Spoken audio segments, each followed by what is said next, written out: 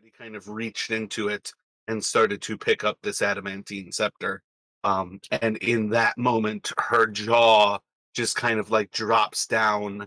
And in a very similar kind of like open scream, you just see darkness inside. And then this black smoke just starts to billow out of her mouth. And I need everybody to make a constitution saving throw. Yeah, I had left it off my notes, but he definitely, I think he was trying to like gently pry it out of her fingers. Yeah. Yeah, it's no worries. I mean, that's the type of thing where like your notes are thorough.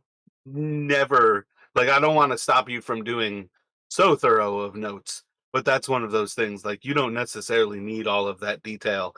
It's just one of those balances of it's like, you know, it never hurts to have extra things, but that's part of why I always try to bounce it off of people. We each remember different things, and I think that's one of the important things to recognize is like the actual memory in the moment. You never know, like, how much can I trust this? So, can I also get what is it, a Zeros Constitution save there as well? Oh, yep. Sorry. I don't have a sheet up yet, so As I'll just roll. Gotcha. As yeah, I mean, if you just roll first, yep, I was gonna say, one of the things is you can often just roll a d20, and I can tell you whether there's even a chance. And I guarantee you, with a six, there is no chance. Um, so when you guys have this moment where this like smoke is billowing out, you guys are going to lose sight of everything inside of this small like dome that you're in, where you've got this beautiful scene of Omu, but you are going to feel the heat of the sun getting a little bit stronger. And I also need everybody to make dexterity saving throws. You don't see what's happening, but once you feel the heat, you're probably not going to wonder for too much longer. So the con is for half damage, where Kyrinos and I think it was Henry passed. So they're going to take half damage. And then the dex is pass or fail. It's save or suck. And it looks like only Zeros is going to pass that one. So Zeros is going to take no damage as rays of the sun just shoot out. And those of you who really feel much more than like this room heating up are going to feel like these singular points of your body that just burn hotter heat than you felt in a long time. Uh, did you get hit by the disintegration ray that day with Kyrinos? Yes, I think he took. He partially evaded. So So this like feeling of heat is going to come close to that kind of feeling where like this is supremely concentrated ray sort of fire damage. But essentially we have Kyrinos, Quinn, and Henry are going to take can sorry, can Kyranos, as these rays hit him, cast absorb elements as a reaction? it's just a reaction, right? Yeah. Do you have to see it coming? It says one reaction which you take when you take acid, cold, fire, lightning, or thunder damage. 100% you can definitely do this and you definitely will want to. Yeah. Okay. Yeah. So he's going to cast it at yeah, first. I guess just first level. I don't think it changes the. Yeah, I think it's just resistance, so that should be 28, 41, 57 fire damage to those who took it, which is 28 for Kyrinos.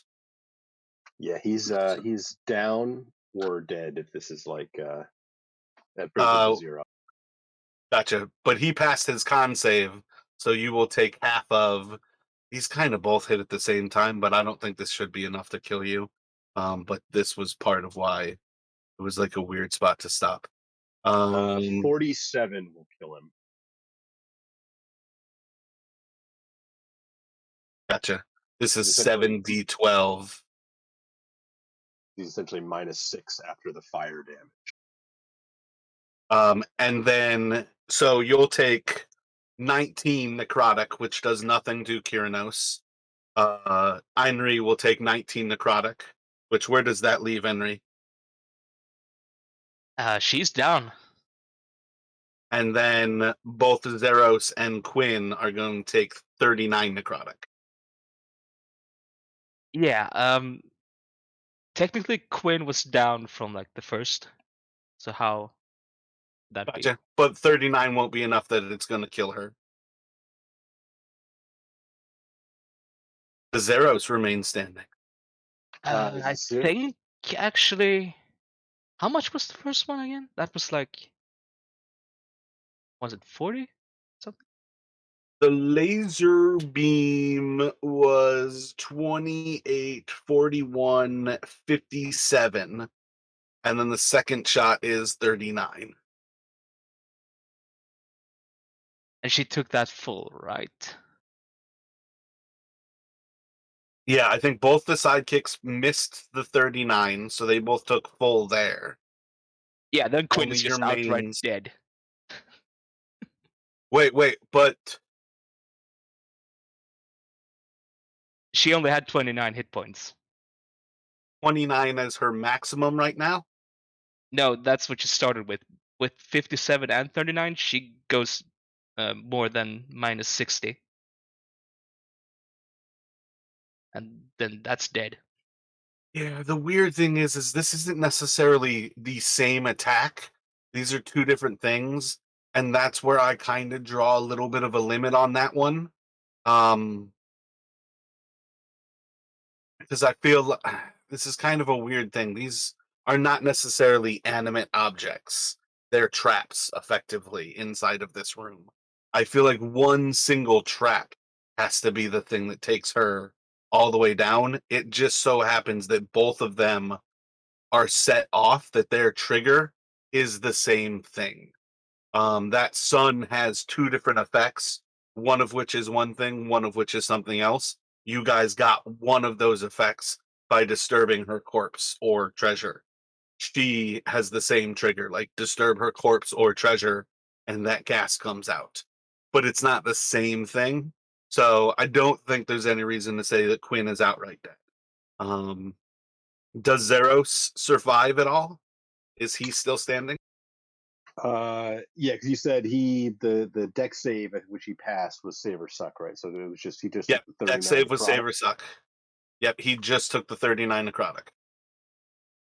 Yes, I believe he is still up. Yes, bloodied, barely alive, but up. So within a few moments, the black smoke is going to clear this room. You're going to see that the sun has like an angry face on it, but otherwise nothing else happens.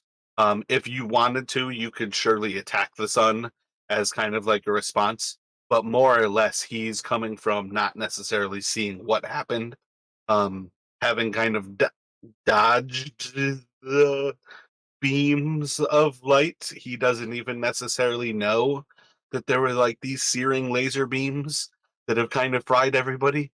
It's more or less that as the darkness kind of like leaves this room, he's like coming to the realization that three members of your party are unconscious on the ground. Yeah, so Zeros is going to, Well, actually, knowing that. hold up here. Oh, sure, go ahead. So I guess what it really comes down to, though, is Quinn would lose a death save from that second hit because whichever one goes first, it's going to knock her out. Um, does Kyranos lose a death save as well from the second hit? Yeah, the fire damage would take him down, and then necrotic would. Yeah. And how about with Henry? Andre is just downed. She took the Gotcha. hit. It took both hits to take Henry down. Yeah. All right. So that is actually going to take us where we kind of need a semblance of initiative because you guys are in deaths. Like things have to be rolled as death saves. As far as I'm going to say with that one, just let me have you guys roll like 2d20 each. Your main first, your sidekick second, and we'll see how you guys actually like move in this moment to give Zeros a chance. Because again, Zeros doesn't necessarily know who's in what condition. But you can still kind of like choose to react how, theoretically, Kyranos is always still his mentor. So Kyranos can always be your priority with him. But we're gonna have what is it? It looks like Henry, Kyranos, or Henry, Quinn, Kyranos, Zeros. So I'm gonna need death saves basically from all three before Zeros gets a chance to react here.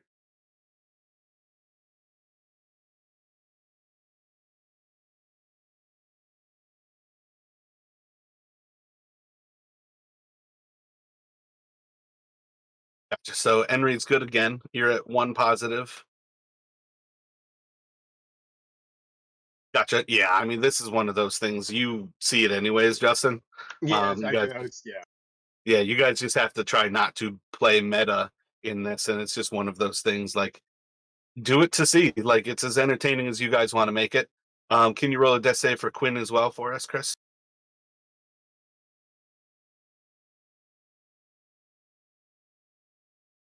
All right, and then you've got Zeros has a chance to react. Yeah. So Zeros, with three of them down, he's seen Kyranos use healing magic before. So I think that is enough for him to. He is going to try and kind of moving to Kyranos. He's going to. Kyranos does not have, no longer has a healing potion on his belt, but kind of going into his pack. Zeros is going to will be able to find a another healing potion and feed it to him with his action, I believe. Yep, you can do the action to feed him a potion here.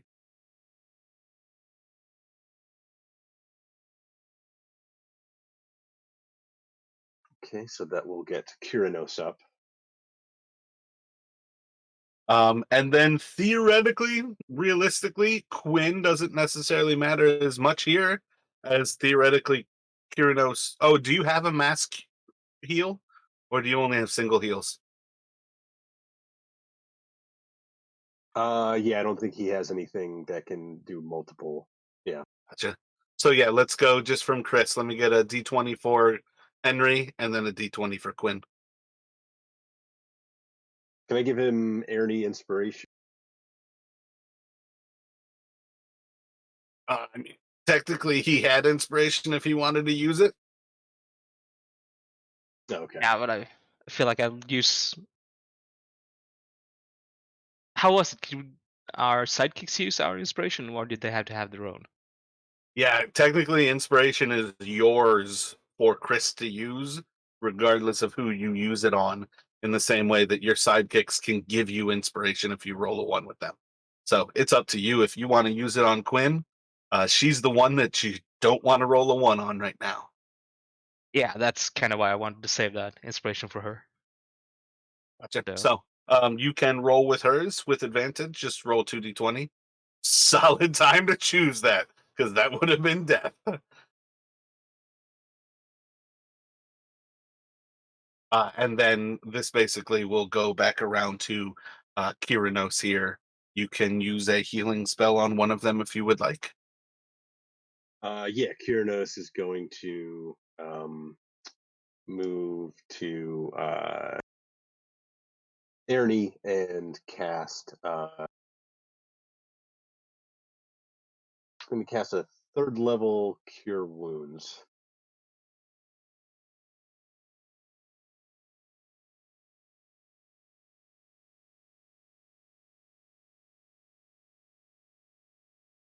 Any bonus action? Otherwise, we should be able to send it to Zeros. Could at least try like a medicine check. Uh, yeah, he can't. Nothing really you can use for bonus. Well, no, he's going to. Kyrinos is going to he is going to inspire Zeros, kind of like give him a bardic inspiration for his use with this medicine check. Essentially trying to kind of like, I don't know, encourage him to keep Quinn from dying. Gotcha. I think, what is it? You got a D6 bardic inspiration right now. Yeah, and then Zeros will attempt to stabilize Quinn.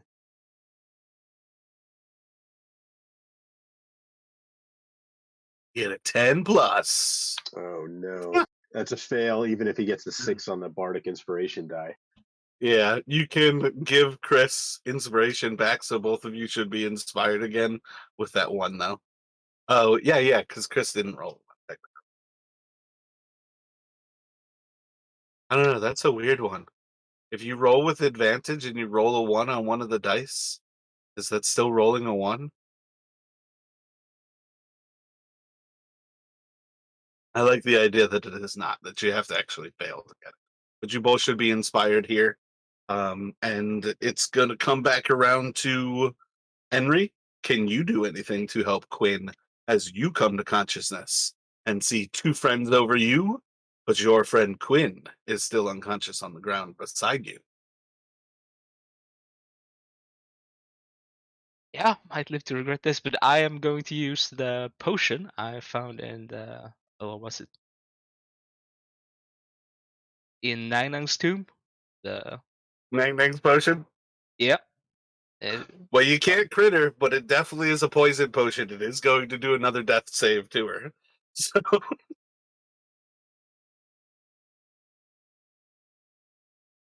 what the so fuck? she will have a second failed death save. Um, and you'll pour the potion in. Looks like a nice classic red, like kind of like flowing liquid. You might see like little bits of like viscosity that like seems a little bit off, and you're just like, I hope this hasn't gone bad. And you just kind of see little bits as she like chokes, and by the time she's like choking and coughing, I need you to roll another death save, and I would definitely say use that inspiration again. Oh, I'm definitely using my inspiration again.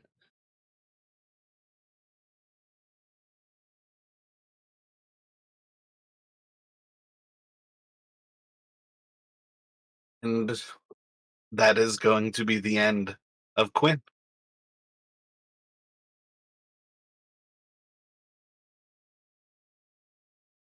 So we didn't have a choice there. Whether she was supposed to die by those two things doing her total hit points in overkill or not, it still cost her life.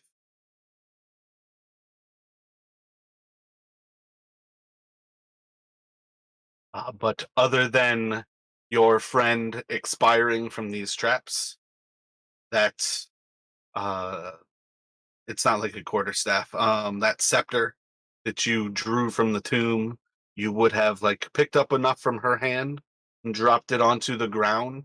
It basically sits across the room on the ground. You can see the sun is no longer like heating up this room, but it is still like in an angry face.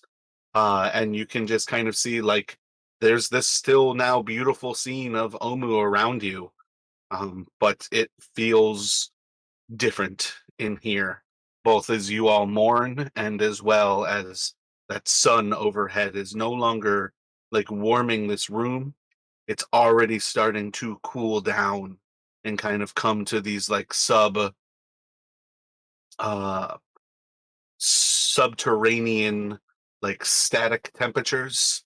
I feel like the earth, once you get like well, I guess there's a point where it heats up, but I think it like stabilizes at like 60 or so degrees. It's already starting to cool as that sun goes kind of like dormant. And it's kind of back to you guys. How do you react? You've just lost Quinn.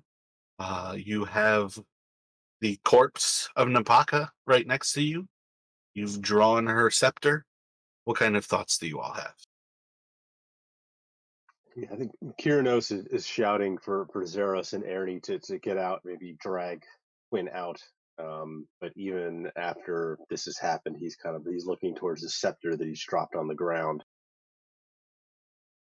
kind of like switching his gaze between that and the sun as it kind of cools down. Um, but yeah, he's basically shouting like, get her, get her out of here. Because I don't think he's I don't know if he knows yet that she's dead. But he's a Yeah, I little feel like there's a certain level of I don't want to like trick players into using like healing spell slots with a dead character. And I feel like that's where you kind of have to have this moment where that final breath happens.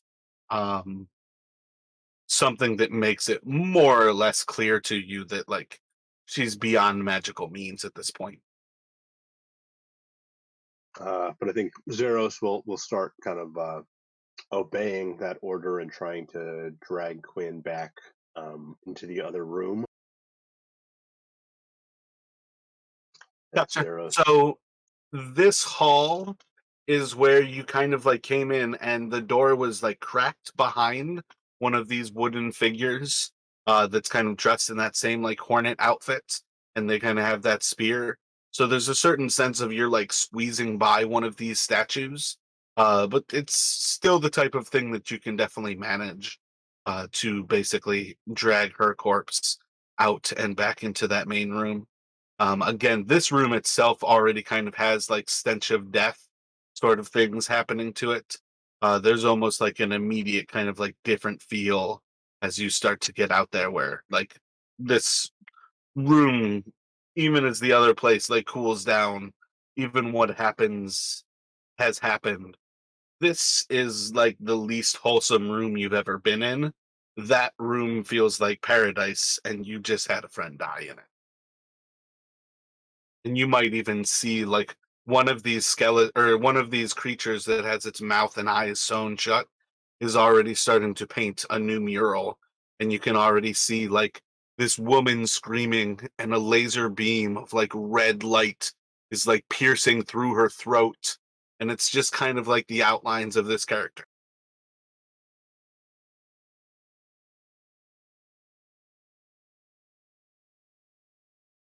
um, yeah, but Kyranos is um, he's going to cast a he's going to cast a fourth level cure wounds on himself as he's like moving towards the drop scepter.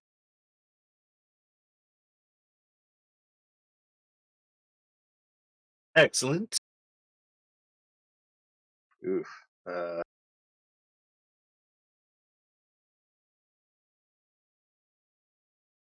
and he is going to try to pick it up and rush out of the room. Gotcha. Yep, nothing happens as you pick it up.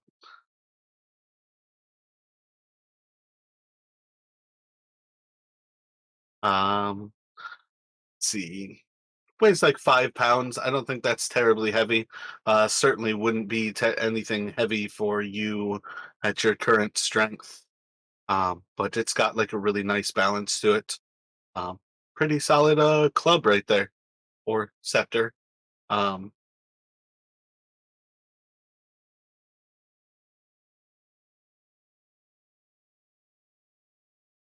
Let me have. It's one of those weird things. Let me have you guys roll perception checks real quick, just with Kyrinos and Henry.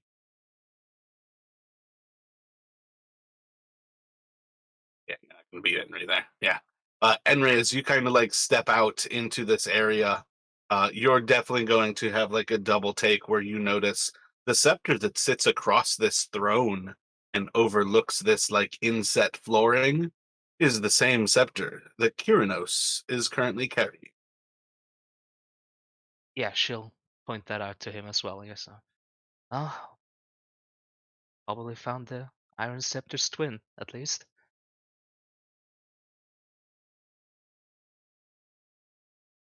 That's I wanted to grab it, but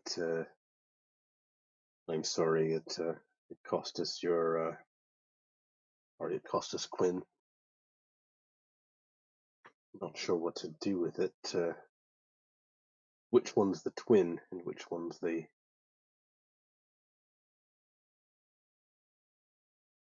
Well, hopefully the one that's being hidden away would be the twin, but I wouldn't really. I hesitate to take a guess when it comes to this tomb. Now that we've Um, got. just to clarify real quick, Papa Zotel is currently not in anybody. Oblaka is inside of Enri. And what we've got Mao in Zeros and Shigambi in Kyrnos. Kubazan's in Kyranos. Kubazan, my bad. Yeah, I think You Mao's will in. recall Oblaka, when you stepped into this room, warned you against touching that scepter. There wasn't necessarily the same warning from Ublaka when you saw the scepter the second time. Okay.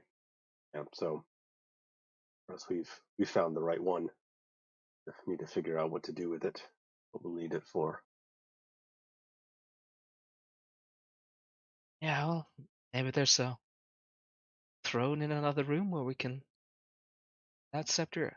We'll figure it out, I think. So perhaps we should take Quinn with us.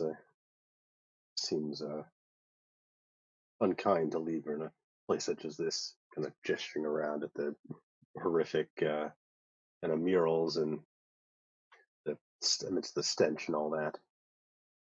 And Kyranos will offer to essentially try and might even be strong enough to basically just like kind of almost like carry her, like I don't see any reason why Kyranos couldn't like fireman carry um Quinn right now. yeah. So he'll offer to do that and start trying to make his way back towards the door. Ah, thank you. Um, Does anybody investigate the throne?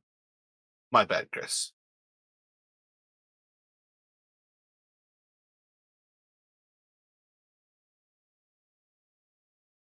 I think Zeros would be curious.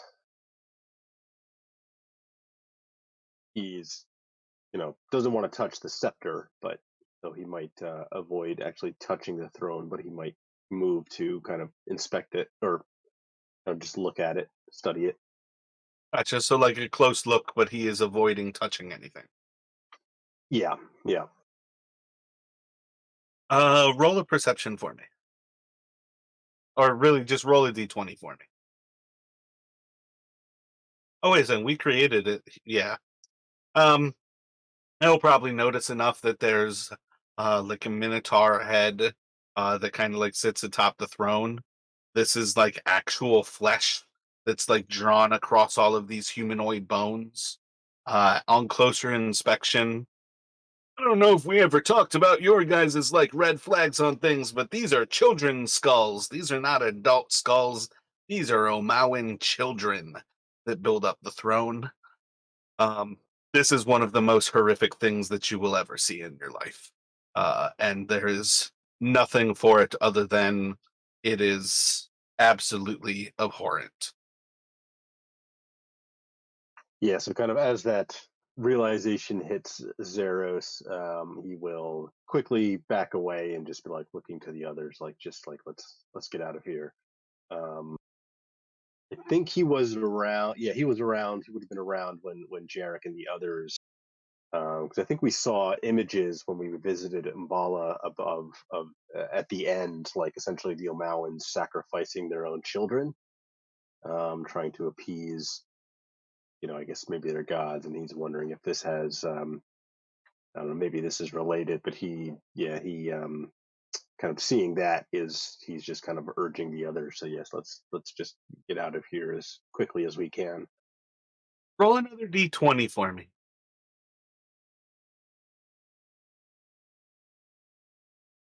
I think that's enough to recall that should have been a slightly different but similar kind of level of civilization. That would have been kind of the Mombalans themselves, and um, I can't remember her name anymore.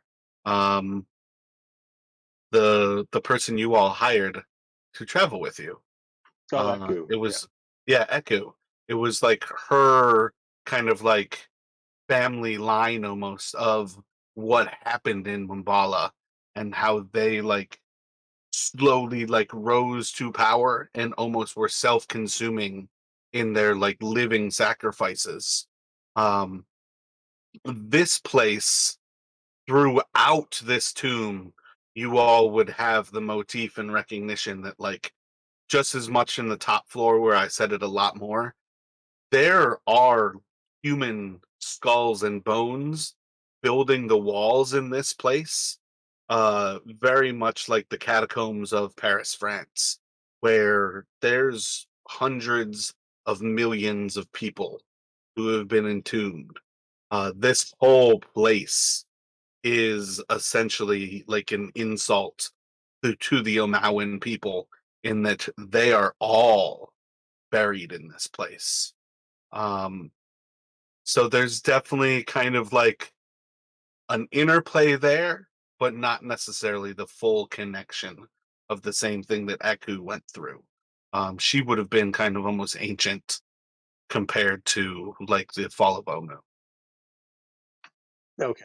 Gotcha. or at least my understanding of Omu was already kind of like a predominantly human um, civilization, and I feel like the idea of what Mumbala was when it was still kind of like I think five equal races at the start, and then all of a sudden like the humans just started setting themselves above the others. Yeah, I remember you describing when we were there of yeah the murals depicted yeah multiple different like races species. Yeah. So when you all are bringing Quinn out of this hall, what thoughts do you all have? Where would you like to go with her? Um, I feel like that door has a high toll to pay. It says nothing about it closes again, so I don't intend to close it on you. Because it's like 20% of your health to open that.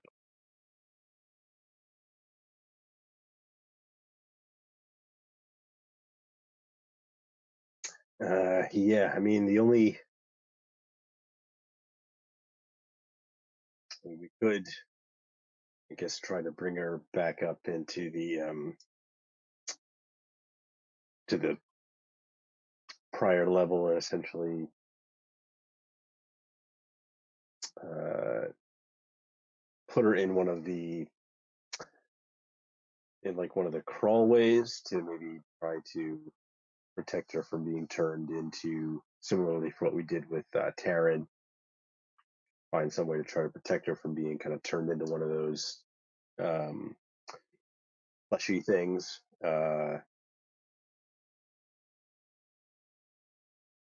Be a ways to backtrack up towards the back to the forge to try to like incinerate the cremate the body.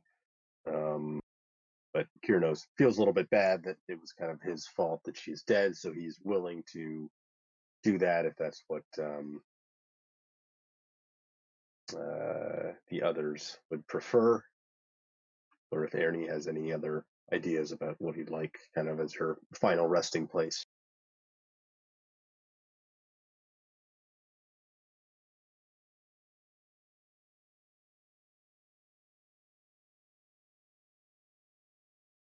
What kind of thoughts do you have, Chris?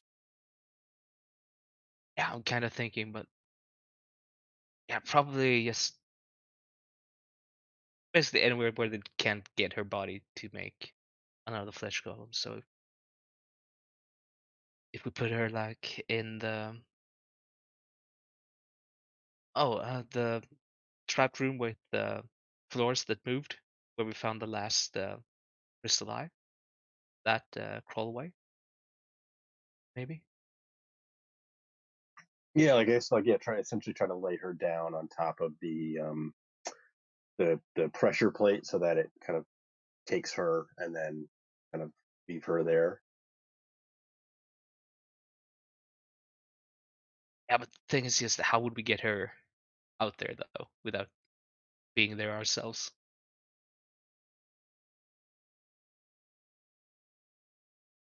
We'd also have to essentially kind of like put the body down and almost try to roll it onto the thing without being too close. But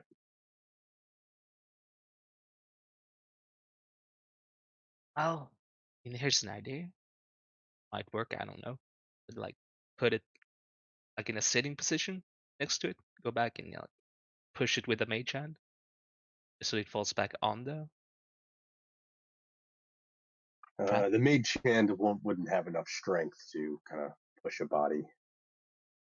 Oh, I mean not like push the whole body. I guess like if it's in a sitting position, like push it so it falls down. I think that's an interesting enough concept that like you bounce it just enough force that the mage hand can just like push it over, and you just like slowly hear Quinn like grinding like against the stone wall.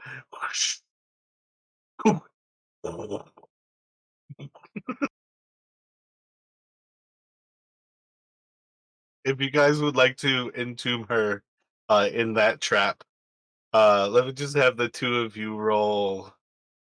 You're going like without short resting. You're gonna go how you guys are right now.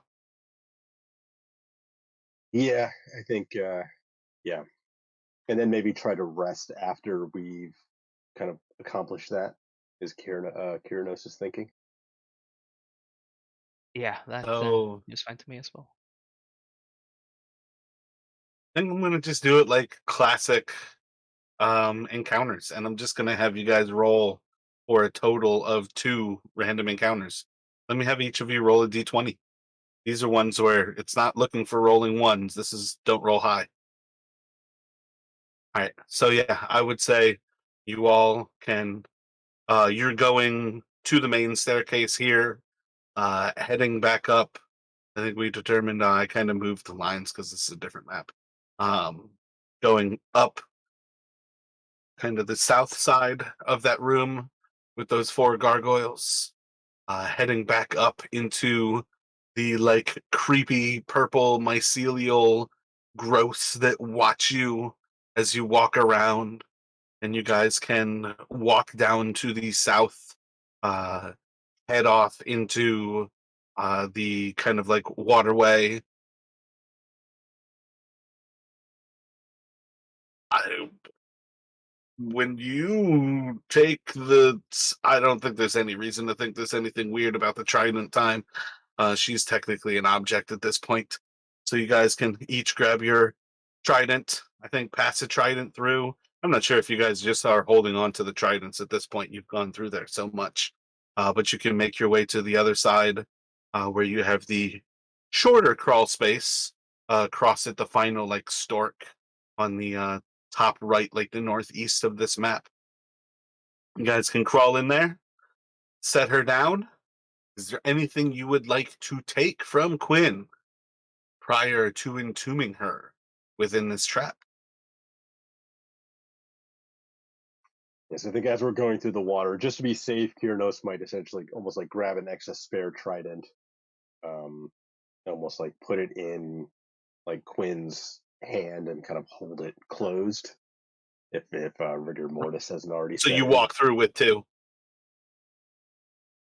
Yeah, and then pass it back so the others can also get through. Gotcha. Yeah, I think that's perfectly acceptable. Yeah, I don't know what Quinn was carrying, but presumably, if she had like, well, I guess we'd want to grab the for sure the Megali Baunost that she has now, right? One of the things, did you guys loot Terran's rings? Did you burn him with his rings? We did.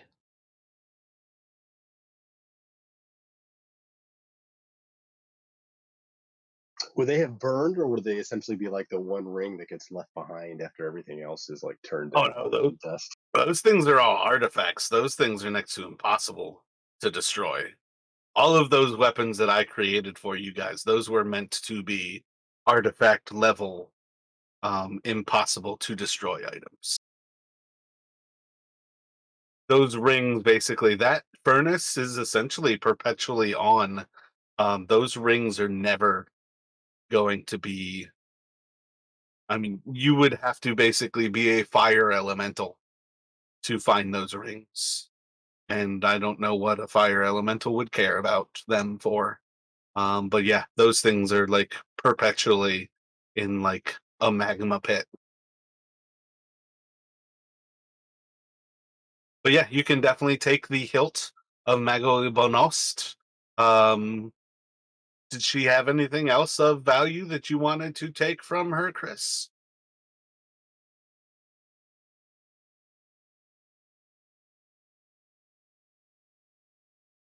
I didn't think what she had, but I mean, she also had. I don't remember what it was, but like Wongo's. I think it was a mace or something. You can certainly take the mace. When you pick up the mace, are you just going to grab it?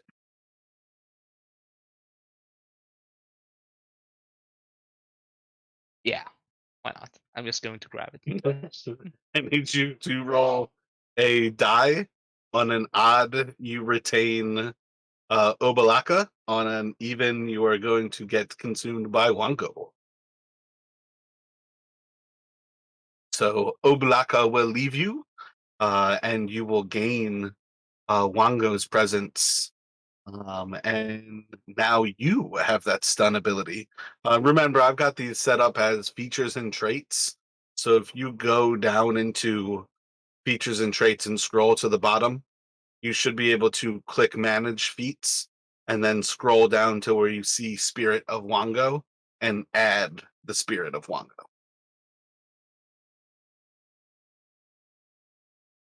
Spirit of Wongo added,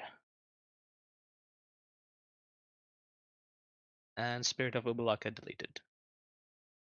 Um, yeah, I don't know if you guys have any interest in. She's technically got some other like useful items, but whether you guys actually need to take them, I think is a different story. Looks like she had like an adventurer's kit, so she's got like crowbar, hammer, pythons, rope, things like that. It's definitely hard to say how much you guys have food wise, as far as I'm concerned.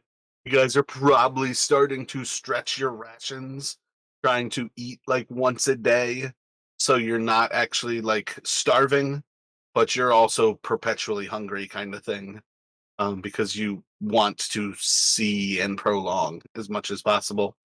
But overall, it looks like that's most of what she has is essentially some weapons, a little bit of armor, shield, and that adventurer's kit.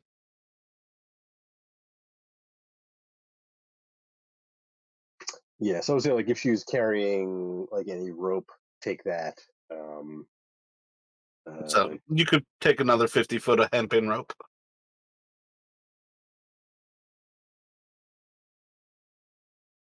Kyrnos also has 10 pythons, so don't think we'll need those unless Ernie wants them. I could take them. You never know. Doesn't hurt to have a bit more. Did she carry a bow? I can't remember if she had a ranged weapon. He does indeed have a longbow and arrows. Yeah, so Kyrnos, now that he is wearing the braces of armor, is will go ahead and take those.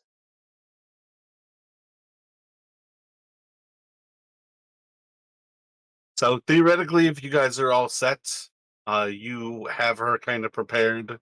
Um, you kind of like balance her. I think it's safe to say you guys have the understanding that as long as everybody doesn't go in there, you can't get trapped here. You need somebody outside of it to kind of set you free. So you can basically go in there and find the perfect level of balancing her to where you can push her with next to no effort to have her slide off. How many times it takes you that like Zeros has to walk in and hit the trap and trap himself alone, like in the opposite side, before you guys can reset it and eventually free him, and all three of you are good to go. I think that's a moot point. But it takes a little bit of time to get yourself situated where you can basically set her next to this pressure plate and eventually, with a little bit of a mage hand, kind of like push her over, and you'll kind of like again hear that like final slide where she slides down over into the pressure plate and this whole room starts to spin down. And I assume on some level you're not leaving her with the skeleton of the other person, but you're effectively now putting another skeleton in a different trap part of it trapped.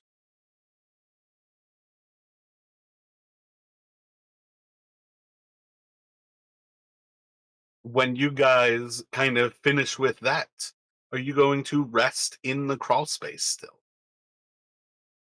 Or are you going to kind of return to the water room? What kind of thoughts do you all have once you actually return to rest? Kyrinos is pretty beat from the carrying Quinn's body. He's ready to maybe, he thinks maybe we can rest in this crawl space. Yeah, Ernest down with that. Seeing as it was pretty hard to spot, nothing else, and Maybe hopefully kind of, nothing will crawl. yeah, maybe move a little bit away from the, where we think the pressure plate is, just so we don't accidentally trigger it if something does come by. Yeah, I mean, at this point, you guys have like you don't even necessarily have to be in that trap either. There's like the entry crawl space, um, and then like the actual area that slides in the trap. Or you could go to the other side has a lot more kind of twists and turns, a lot more space, and you could hide off in that side, and it's close enough. It's up to you guys, but overall, it, that sounds like the plan though, is to rest inside of there. Yeah, I think kind of this area where we are now is would be fine with Kyrinos.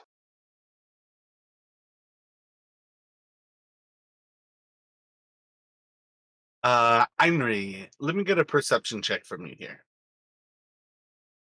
While you all are resting inside of this little crawl space, you are going to hear the water of that like curtain of waterfall kind of like stop for a moment.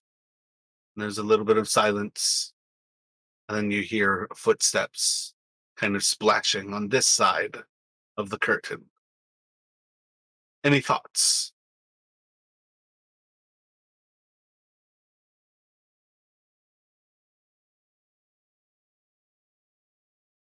Uh, Hearing footsteps on this side. Should probably, yeah, yes, for safety. She doesn't want to wake anyone up yet if they're asleep, but ready her bow at least. See, like, Gotcha. All of you are technically awake. Short rests don't require sleep. This is much more like kind of like tending to wounds than it is like letting your guard down. okay, yeah, yeah. Then she's just gonna point it out to everyone, like, I hear footsteps. Be on guard.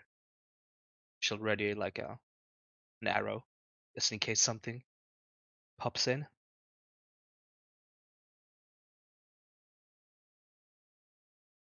So hearing that warning, Kyrinos is actually going to, not wanting to get trapped in this narrow space, is going to try to move out to see what's going on. Gotcha. So you're gonna crawl out of the crawl space. Yes. Let me get a perception from you first.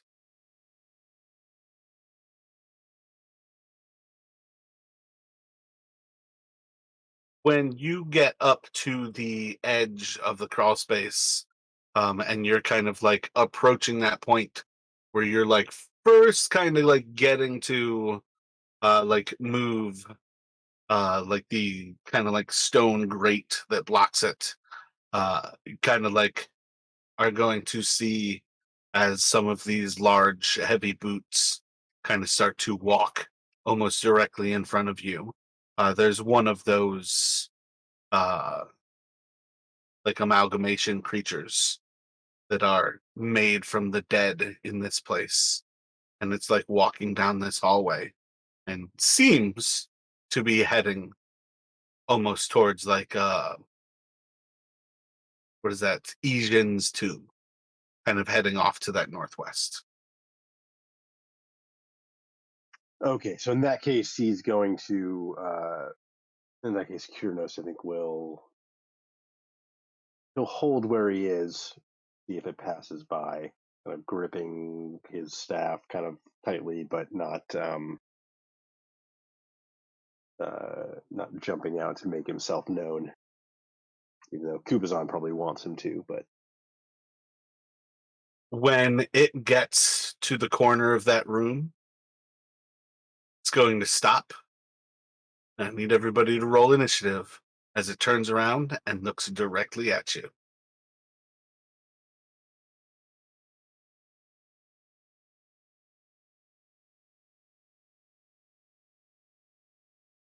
I just rolled a 20 to see what it's gonna do. I'm like, oh, there's no more like just having a threatening situation. It's got to go down a little bit. I can remember if we were separately rolling for sidekicks now, or for the most part still using the. That was more all about the dangers of the death saves. Gotcha. In Yeah. combat, just for convenience sake, they'll follow you still. Okay. So Yeah. yeah, you guys are set there. So the big one. Let's see what I roll for it. Now that I've got an 18 and a 20 on the board, completely missed my dice tray. Looks like it should be Kiranos to react as it starts to like spin before it even like makes that eye contact with you. You're seeing it spin. Um, this is where like what is it? It's not Kubazan now. Yeah, Kubazan is already telling you like now. You know what I mean? Like you're already getting the god like now attack it. Yeah. So I feel like Kubazan would almost be like happy as it starts to turn around. It's like, all right, a fight. Kyrnos, is going to go to essentially like kick out the grate to move out and then get up into this thing's face, and kind of like channeling all his anger at the loss of Quinn and kind of what's happened, is going to swing out with his staff. I'm going to give him advantage on this with my inspiration.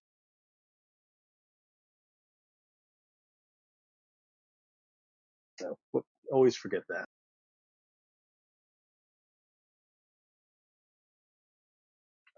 So I think a 19.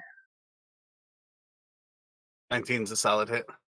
I think realistically you need to not roll once, basically.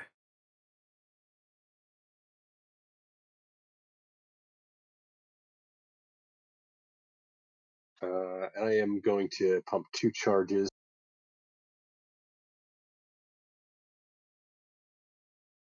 Another 10 force damage.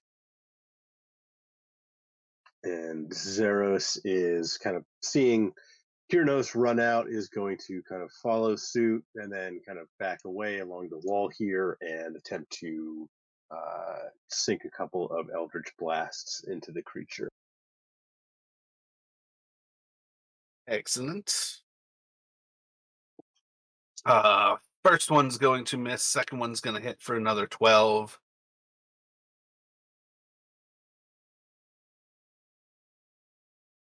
And that will be all for them. So as it kind of like starts to spin and sees you like pop out and this ram head like smack into its chest and like the ethereal ram like slam it further into this wall behind it. One of these blasts from Zeros collides across it. It doesn't even like think twice as you close the ground. It's going to try to like swing one hand like backhanding you towards the wall, and then the second arm is going to try to. Yeah, I think I'm actually going to go for the first hand is going to try to swing and take out your legs, and then the second hand is going to just basically like punch down your spinal cord. If you're still standing, or if it can succeed in knocking you prone, it is going to essentially try to kill you with that like a head punch. But contested strength.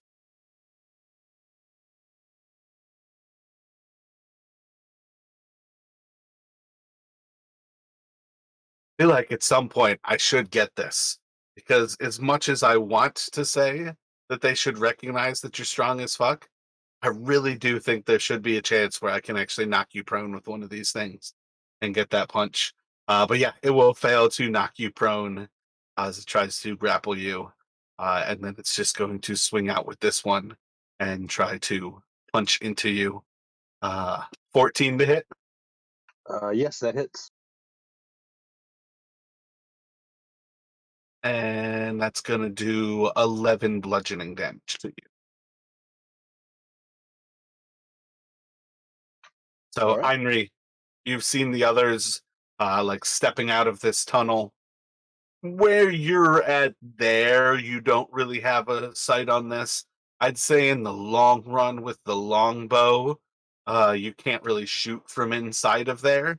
But I think you could, if you wanted to stay minimal on like leaving that, you could probably shoot just by getting the bow out.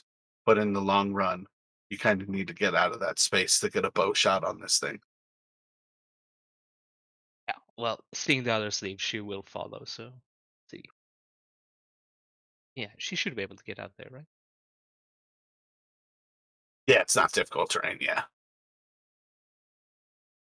Well, then she's gonna. Yeah, she's just gonna attack the thing. Go with the sharpshooters. Go directly for a kill with a couple of sharpshooter shots. Yeah, hopefully. First one is going to miss, coming up a little bit short. It just kind of plinks into a piece of its armor, and you just see as this arrow just kind of like hangs in the metal. The second shot will pierce through, almost like cutting across some of the stitches, like welding two of these pieces of body together. And you see as like part of an arm almost like slouches off. That's going to put this thing in a bloody condition. And theoretically, are you finished with Henry? It should take us to Kyrinos. Yeah, I'm just gonna second win for safety. Gotcha. Yeah, I Yeah, mean, anytime you're short resting, anyways, you should go into it already use second wind. My bad, yeah, Justin. sorry, no worries. Yeah, Kyrnos is just still swinging, almost kind of like maybe maneuvering himself around to the side here. Uh,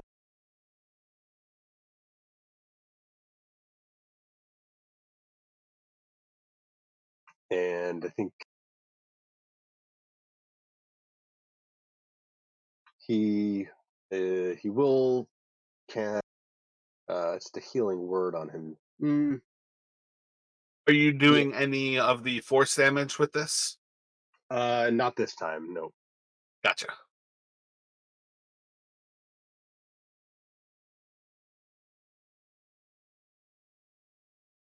And are you doing healing word, or are you finishing your turn and it would go to Zeros? Uh, no, I guess he'll hold off. So yeah, he'll just kind of keep swinging like that, staying close. Zeros gonna kind of moving along the wall towards Ernie, taking another couple of pot shots at this thing. Once again, first one kind of comes short as you're like repositioning yourself. The second one you are able to put on points. That's going to put it inside of mortally wounded as this blast and like tears away a chunk of the flesh like around its rib cage. Yeah, and that is all for him. Everybody's bloodied Nobody is mortally wounded though, right? Like you're all kind of equally under half.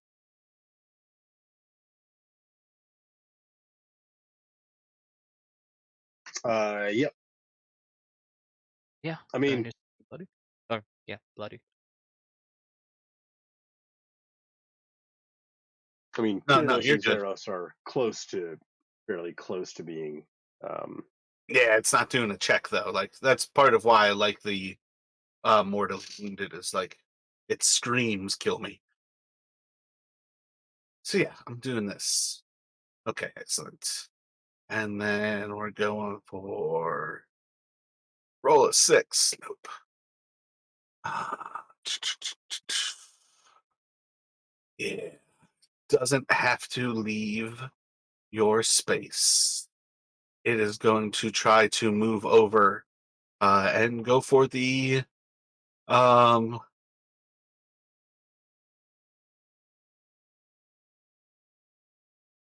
I really like it. I like it so much, but it's not actually better.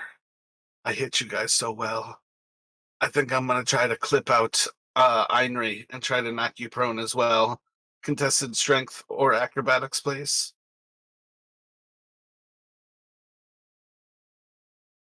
I got you on that one. So that will knock Einri prone, and then it's going to try to slam a fist down on your skull.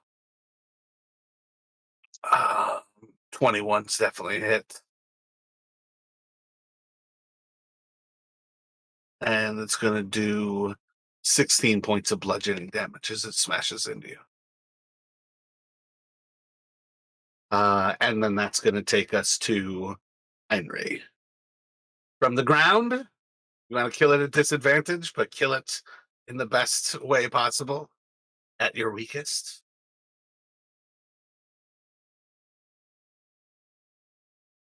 It would be cool, but no, I'm gonna stand up and I'm gonna cunning action disengage. That's half movement to stand up, right? Yep. Yeah, the knock prone and smash you makes so much more sense when I have multiple enemies. But I really do feel like it's such a solid move for these things that are just brutes.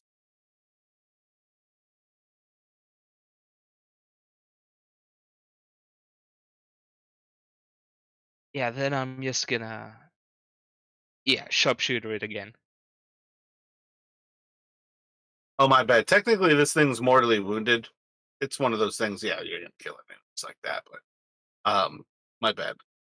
I meant to actually switch that over. Mortally wounded. You should never have to sharpshoot or something. But yeah, you guys kind of like knock this out. I'm not gonna roll for another encounter before you guys can short rest in there. So we can say at this point you guys can fully successfully short rest. You've got a bard with you, so you guys, if you use one hit die, you can add an extra d6. I'm gonna say let's take a break here, and we'll come back. Was it 35 minutes after the hour? Like 25 till? What is it? It's 4:35 for us. Um, but take a little break here. Chris, do you have another sidekick in mind?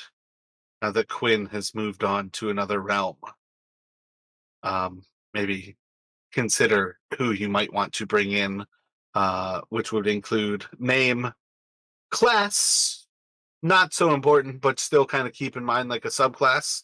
And then the fourth thing is a picture of them. But yeah, I'm gonna go step away for a moment. I'll have one earpiece in if you have any questions. Got more hit points out of the rogue hit dice. Yeah, that was some rolling, I guess. I guess you started with a one with the rogue though. But yeah.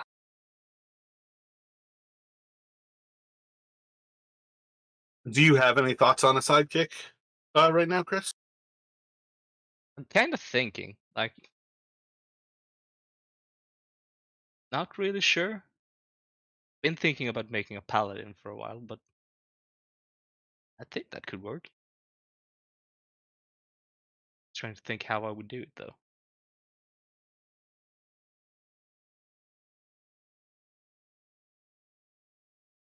I feel like paladins probably convert over the least. Um, and I kind of partially say that because a lot of what a paladin is ends up being like their auras. And because the way these things are set up, I guess no, we're kind of building the character. So you would get the first level aura. That would be pretty strong for a sidekick. Um, that you could do a lot with it.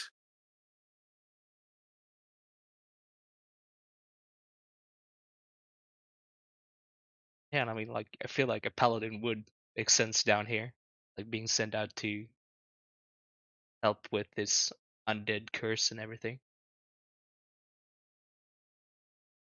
Do you have any thoughts on subclasses, Chris?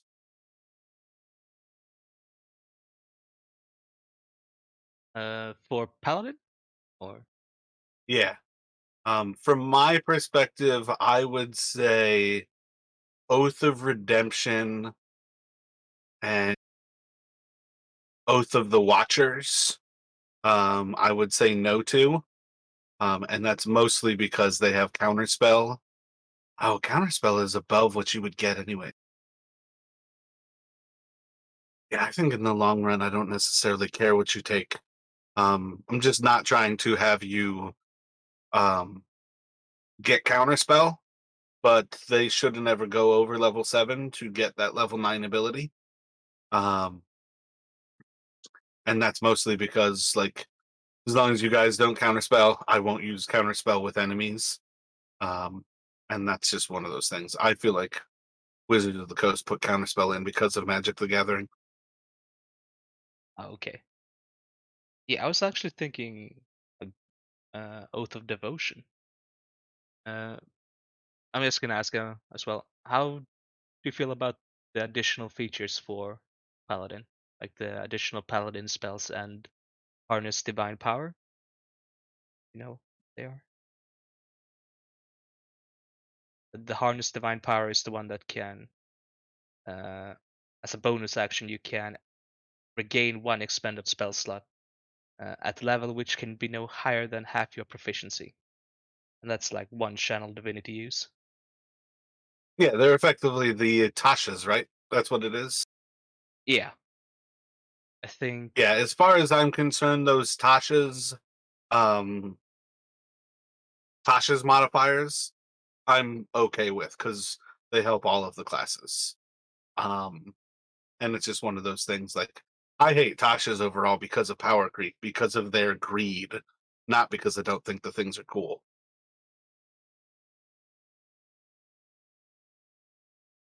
Okay,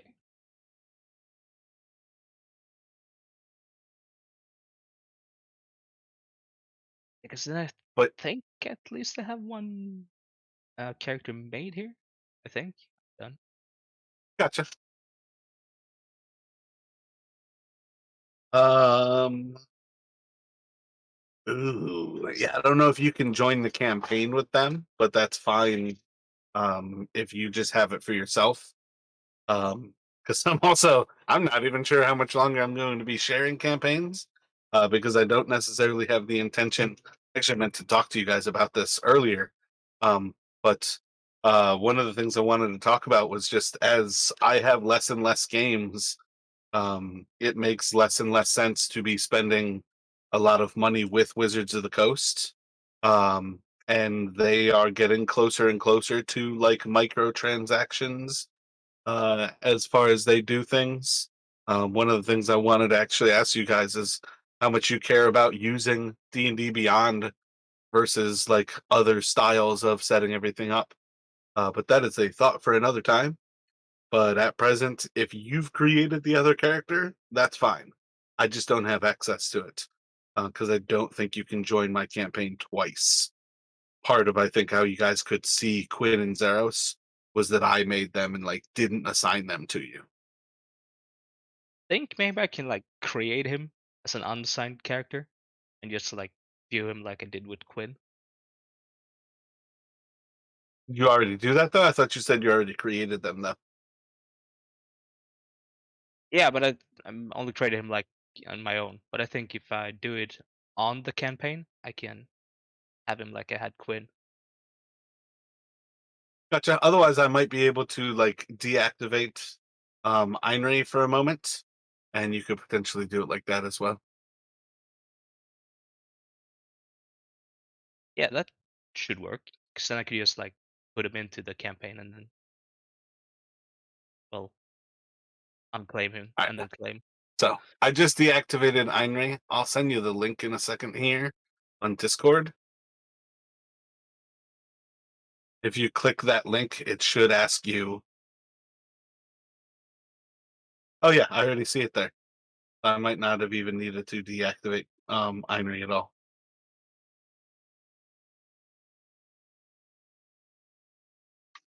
And during this short rest, even though um, it's not something that he would normally be using, uh, can Kyrnos essentially try to attune himself or and identify the scale mail that they found and that he found in the chest?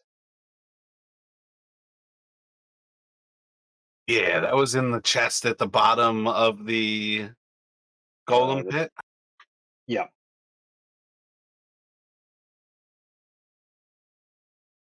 Oh, I feel like that wasn't even in it. That was something that I rolled for. Give me one second. Yeah, the scale mail is just a +1 scale mail. Okay.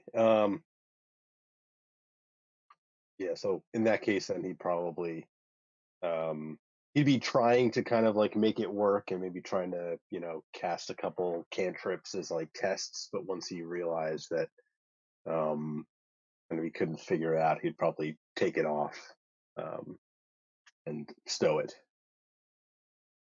unless it's something that Ernie has any desire for.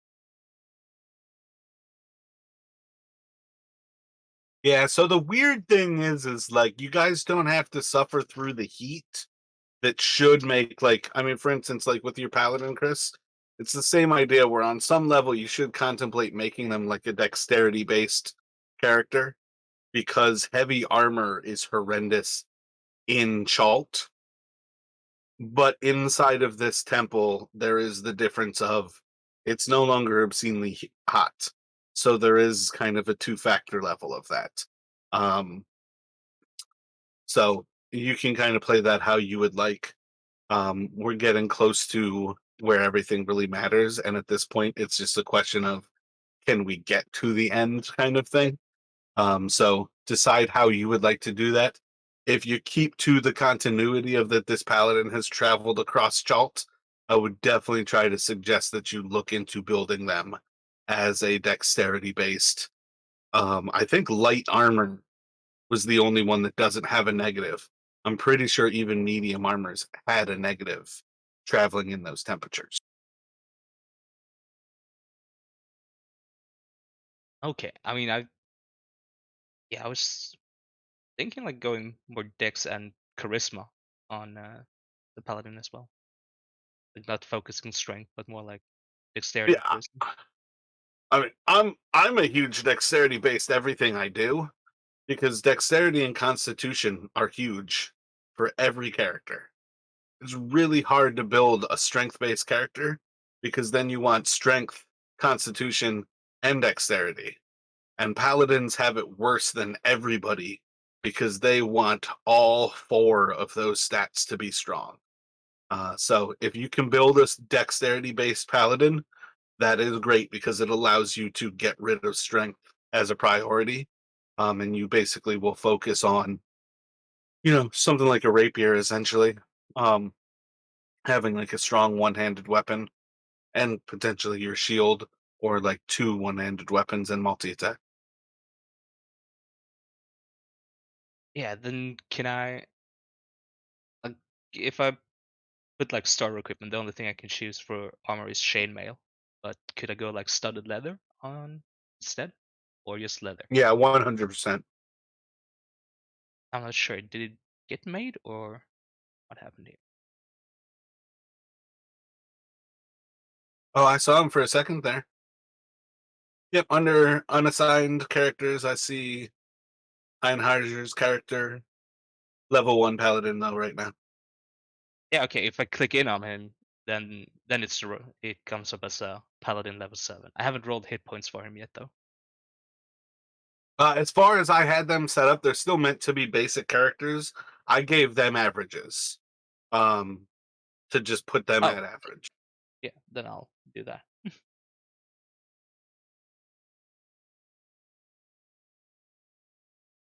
I feel like that's got to be part of why she was only 60 with Quinn.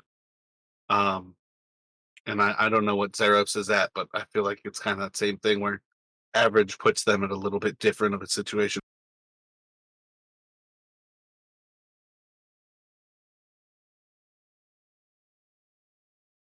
So theoretically, do you have a picture in mind for your paladin? Um,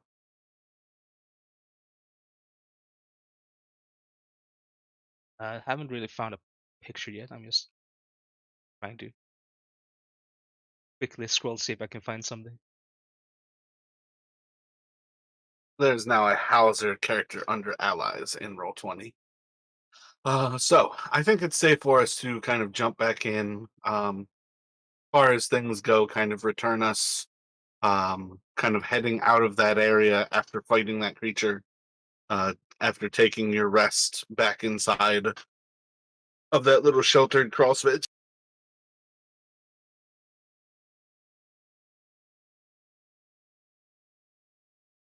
Starting to kind of like move down through the water area into the actual like halls, kind of heading towards the area where you head into the main staircase and are kind of walking down and above these gargoyles that like kind of protect that pit below you.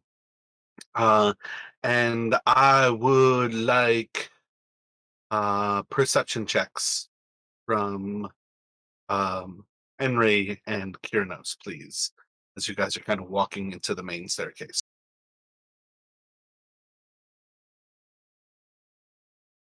Both of you are going to see as, or rather, hear probably first as somebody screams from above.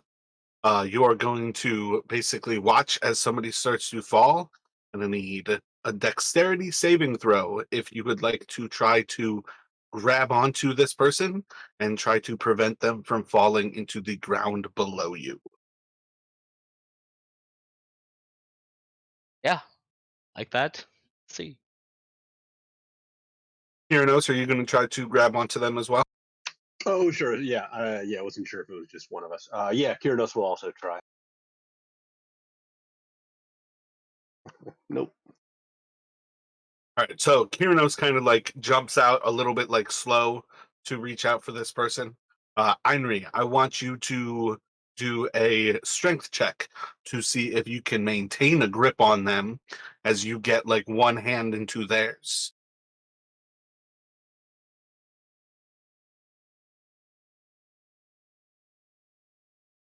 And then Kiranos, let me get one more dexterity saving throw.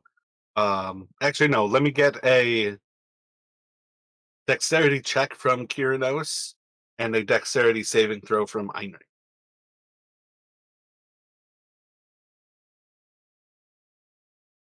The dexterity check from me only. Saving throw from Heinrich Oh, okay. I thought you said check. because you're getting pulled over the edge right now. So like that was exactly what I was looking for was 25 between the two of you. So you guys are going to kind of like see this person who's falling from above. You both react to go for them. Kirinos, too slow to grab on, is going to watch as Einri does grab on, but as you have like just enough of a grip to get pulled over by this person, your other hand basically like slipping off of the railing, Einri is being pulled over. Kirinos reacts fast enough to switch from trying to grab this person falling from above to grabbing onto Einri, who reaches back and Einri is basically like pulled over the ledge and kind of splits the difference of these two people. Um, and yeah, what is it? There's 4 levels above you. Chris, let me have you roll a d4.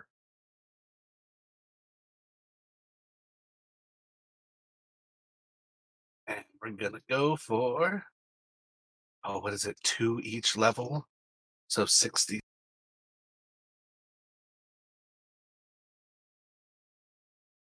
Um, yeah, pretty much splits it perfectly. One of you is taking 11. One of you, yeah, might as well just do 11 each. Basically, Einri, take 11. I don't even know if it's bludgeoning damage, it's pulling damage. Take 11 force damage. I think that sounds right. I don't think it matters. And then your paladin as well, Halzer, will take 11 force damage as you can catch this small little halfling who's like, was it wearing studded leather armor, and she's like pulled over this edge from above, and don't see where she threw. You don't see anything happening like above. Um, but she seems to have kind of been like thrown over this edge, and in that last moment you've kind of caught her, and she's kind of hanging over this edge. And that's how we are going to introduce Halzer as you guys step back into the Chamber of Horrors. And you're basically like reaching down, and she's hanging into this, she's almost like eye level with one of the gargoyles like over the golden platform as you guys are walking down. Oh, that's one introduction. Holy crap.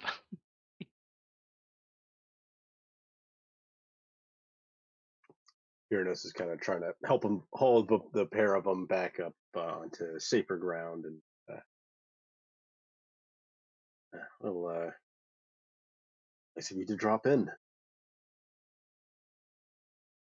So Uh, as you go to pull them up, Heinrich, when you grab onto the ledge and are starting to like mount it to almost like cross over back onto the stairs, you're going to see as the golden gargoyle beneath you starts to like crack its shoulders and its wings spread out, and you guys are going to hear like this stone starting to crinkle into life.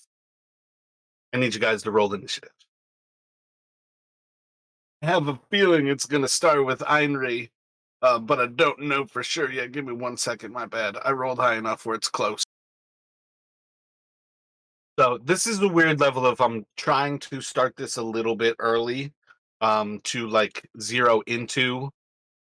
Um, these things are coming to life right now.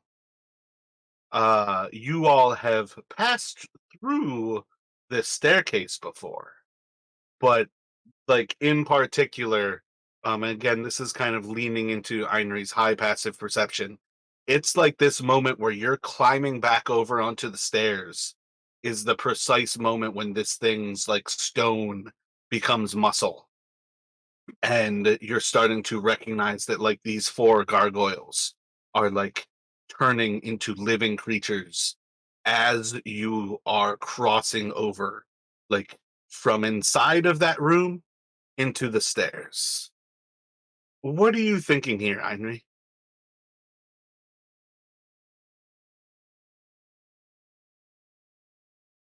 I'm thinking she's gonna call that out to everyone as she sees it. Just give a warning that Gargoyle's coming to life.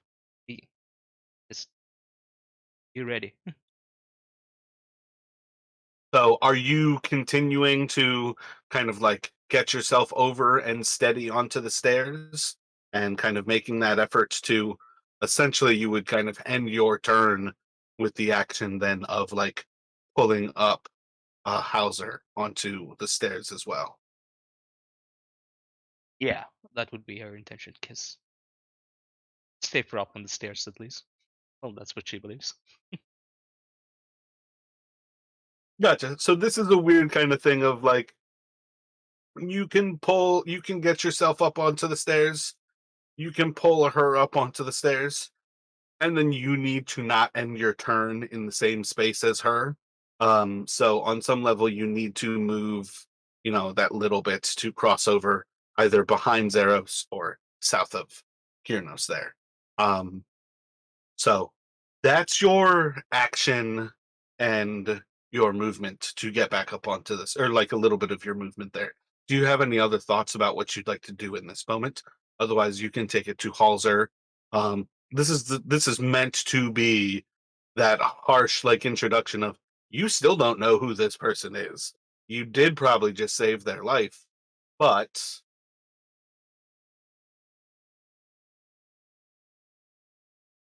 I think now she's just gonna bonus action, yeah, fighting spirit on the gargoyle.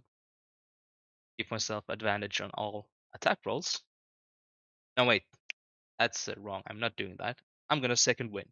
That's what I'm doing. that's a second win to grab a little bit more hit points real quick. Ouch. Yeah, what would Halzer like to do? Well, seeing as Ulcer's on flat ground, we're gonna quite away. How far away would the gargoyle be? This is one of those weird things where you're technically like 10 feet away from it as far as like east to west goes, but it's like 15 feet like below you still. Yeah, but it's still within 60 feet. Oh, 100%. Yeah. All Yeah. four of the gargoyles right now are within the 60. Then the gold gargoyle that Kearney saying was starting to move. Halser is gonna toll the dead. Moment, so that's the ranged options I got.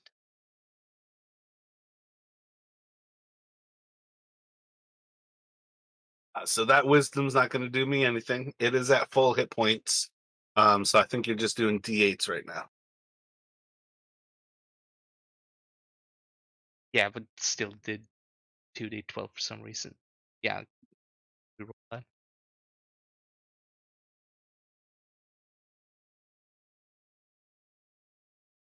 Crushing. Still got the same amount. It's meant to be. Should be Anyway, her action. yeah, sorry. Yeah, that's it for her, I think, 'cause I don't think I have a bonus action. All right. Any movement at all desired or keeping where you're at right now? At the moment, keeping where I'm at. So I have two of these. One is going to fly out to Einri. Another is going to fly out to Halzer. And we're gonna go for um I gotta do it. I'm just in love with it. I'm gonna try to grapple you with the first attack here. Contested athletics or acrobatics from Einri, please.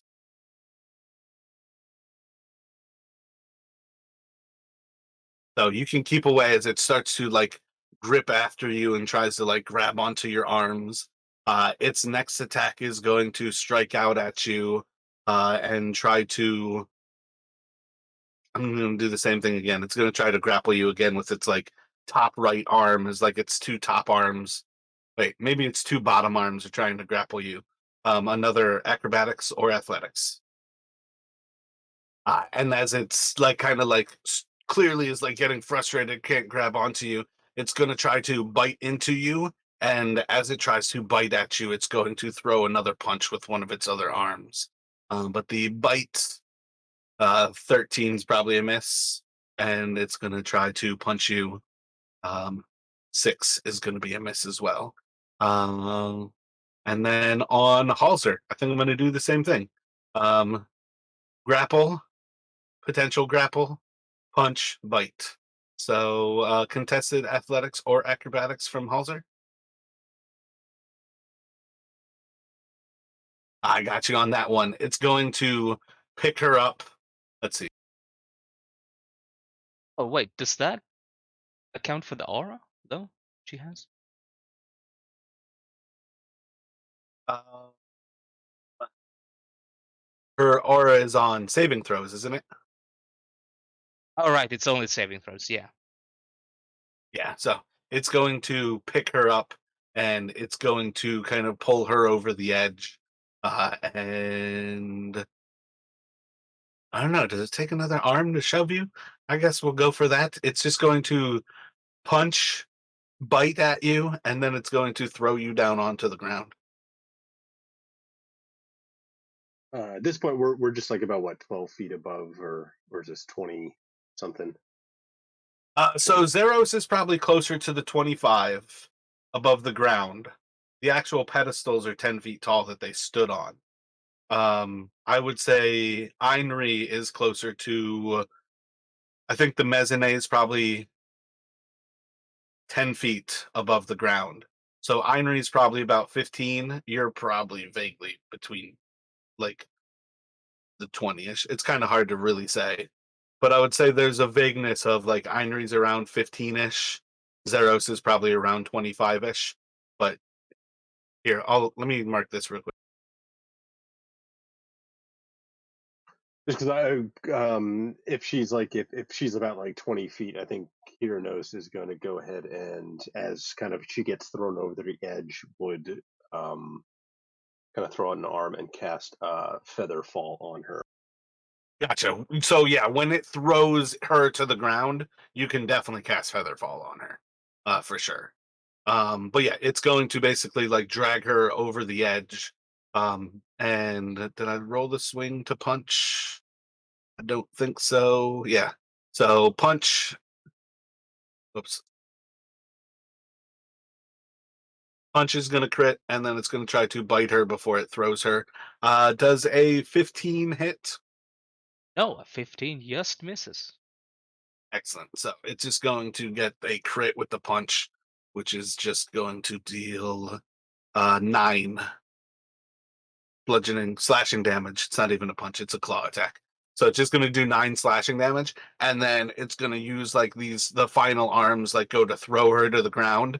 And it like puts all this force into whipping this tiny halfling who's I guess it's still a medium creature, so it's still small like in comparison to this four-armed gargoyle. And it puts all this force into throwing her into the ground from like 30 feet up in the air, and then Kyranos can react, and she just floats softly to the ground. My bad. I forgot about Featherfall. You could have Featherfalled in that initial little like meeting. That's my bad. Well, I have to cast it when the person begins falling, so I feel like she was already falling, so it would be too late for him to cast it. Oh, that feels weird. I would be okay with you if you notice somebody who is falling. I feel. Oh, I kind of get the idea though. Is to begin falling is so you catch it because terminal velocity of like 6 seconds of a casting time, but it's a reaction. It's hard to say, but I feel like I would give you the reaction can happen when you notice somebody falling. Yeah, I mean, I guess technically it says when you or someone within you within 60 feet of you falls. So it doesn't technically say, it says like starts to fall. So yeah, I guess you could read that as kind of once I notice Yeah. someone falling is when I could cast it. Yeah. That's one of those things. That's where I would say like the rule of cool bits because like to me, terminal velocity, we fall really, really far in 6 seconds. But that spell is meant to be like if you notice somebody falling, you know, if you take the time to figure out whether you care about the person or not, they're probably going to hit the ground. But if you notice somebody falling and you cast it as a matter of a fact, you're going to save them regardless. I feel like that's kind of the difference there. And you guys reached out for this person when I asked you if you wanted to. I don't know. I think that's kind of how things kind of play out best. But it is going to go to you, Kiranos. You've seen two of these creatures kind of animate and come for your friends. What are you thinking?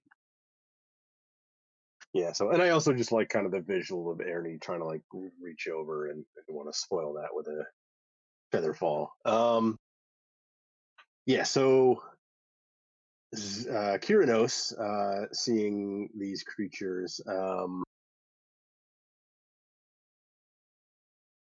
of coming to life and starting to come for us, is I think if I cast Fairy Fire, which is a 20-foot cube. Can I get all three of the? If I try to kind of essentially like center it um, in the middle here, am I able to reach the three of these things? It's kind of weird because you got like the I think you could get vertical to and three left. It's a 20-foot cube. yes. Yeah, I think it's safe to say you could get those left three. I think it's really a question of you could get three of them. It's just whether you get the northern three or the western three. Yeah, so I think I can't choose which creature. So if I go for the Eastern three, that would include Hauser. So I'm going to go for the Western three, and I should be able to avoid lighting Well, up oh, any of. see, I was even thinking about like you could orient it as a diamond. I feel like that's one of those things. If you can make a cube, to me, you can make it like the diamond shape, where it's Oh, like on its. Yeah, I got you. Yeah. yeah, because their four pedestals to me is perfect for you to put fairy fire on those four pedestals, but that technically would be a diamond, not a cube.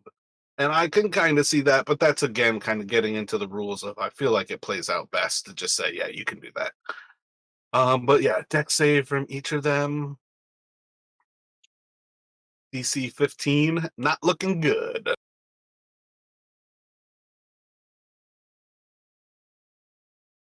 Fairy fire, is that evocation magic? Probably. Let me double check. Yes, evocation spell.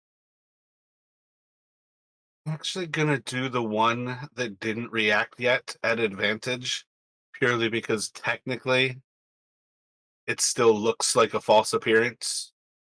Um, just kind of as a side thing. My bad if it feels wrong to do that, but I feel like technically they're still kind of stone, even though I'm trying to like allude to the idea.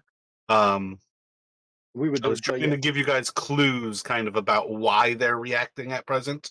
But yeah, like one of them technically as a stone right now is lit up, but that one isn't necessarily moving right now. It doesn't seem like a threat like the other two that are actually flying.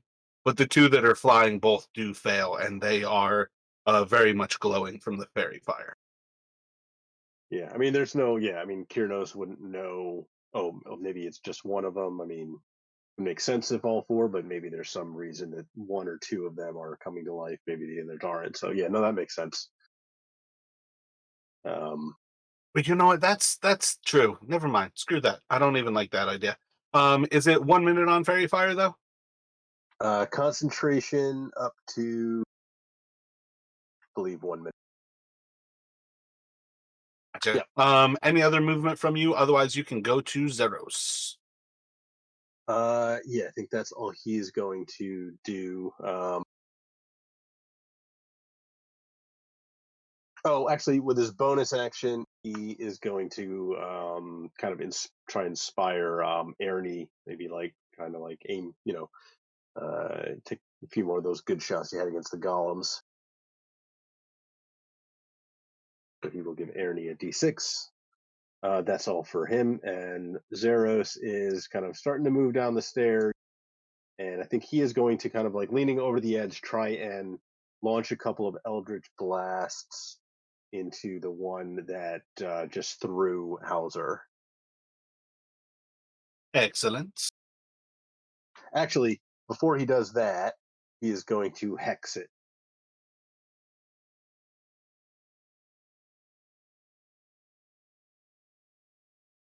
I don't believe there's a save on Hex, right? That's just applied.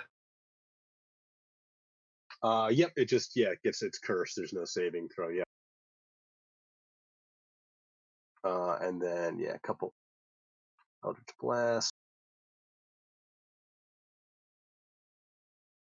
Oh wait, no. But those will both be actions. So Hex is an action. oh no, hex is a bonus action. My bad. Yeah, I was thinking, I feel like you can definitely Hex. And Hex is concentration for like hours, right? I think it's up to an hour at the normal spell level. Yeah. Um, which I guess he would cast it at fourth level. Yeah, so it's up to technically it's up to 8 hours if you cast that at fourth level. But he has to maintain concentration.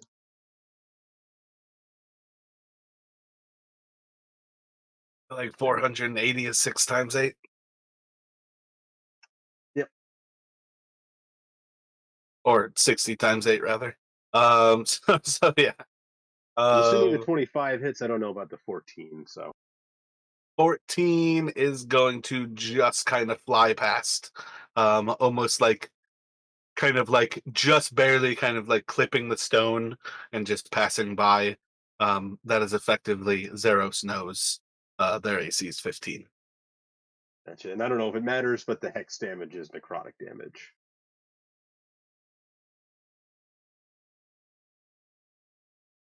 But otherwise, he Excellent. is So total of 8 then. yeah. He's otherwise kind of sticking there on the stairs. There's not really anywhere for him to. Yeah, he'll be coming down this way, but that's all for him. Yep. So they're all set. Oh, actually, that one that he went at that was one of the ones that failed at saving throw, right? So he'd have advantage. So I think that 16 would hit. Oh yeah, yep. Touche. So another 11. Yeah. And then for hex, it's just like once per turn, or is it per hit?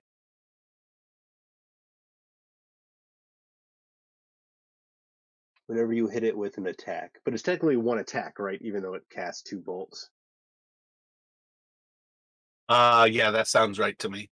Okay. That Yeah. it is per attack, but Eldritch Blast is a single spell attack. Right. Yeah. So it'd just be one hex. Yeah. Yeah. Makes sense. But like if he had, yeah, I think where it would really come into is when you multi-class and you do something like getting like, say a paladin or somebody who gets multi-attack, and then you've hexed the thing. Yeah. Something like some sort of hexblade warlock that might have by attack. Yeah. I think we're gonna go for the next two. One's gonna go after Zeros. Another one is going to go for Halzer. Um, and we're gonna go for the same thing. I'm gonna try to grapple, punch, bite on Zeros. So, athletics, acrobatics from you. Might have you on that one. 17. Uh. Yeah. Let's see. Athletics. So I'm gonna pick you up and fly you basically into that room and kind of like throw you down from 30 feet. Those are going to be two of its attacks, but one of them is going to try to claw you. Should miss with a 12, and then it's going to try to bite you, and it's definitely going to miss with that. So as it's trying, Actually, a 12 hits Zeros. 12 hits, so Yeah. it'll claw you, and it's gonna do 5 damage as it like rakes you with its claws before throwing you the 30 feet to the ground. Um, react to save Zeros from falling as he's thrown. Oh yeah, I guess he can because it's come around. He gets his reaction back. So yes, Kyrnos will feather fall him as well. Oh, and I need a couple of concentration here. Was that two not tens basically, or two normal ones? Second one is gonna run up for Halzer. I don't think it's gonna do a dive bomb attack, so it's just gonna try to. I think it's just gonna do 4 slashes with its claws. Um, 16 miss, but an 18 hit you with Halzer. Oh, 16 hits as well. That's Does a 14 miss? yeah, 14 miss. Uh, Okay. Hauser So has a 16 AC. 15. Gotcha. It'll Uh, grab 2 hits as it claws across her. Whoops. And it's gonna do 3, 4, so 7 total slashing damage as it cuts across her. And this one just like flies down to her level, and it's just all 4 arms are starting to rake you across the ground. And then it is on to Einrich. yeah, she's just gonna. Oh, actually, I think she's gonna attack the one that Zero's hexed and everything. All of them had.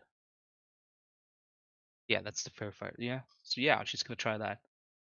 Try to get rid of the one. So 2 sharpshooters on that. Both of those are going to hit. The first one is going to do the 28, and then the other will do the 18 for a total of 38, 46.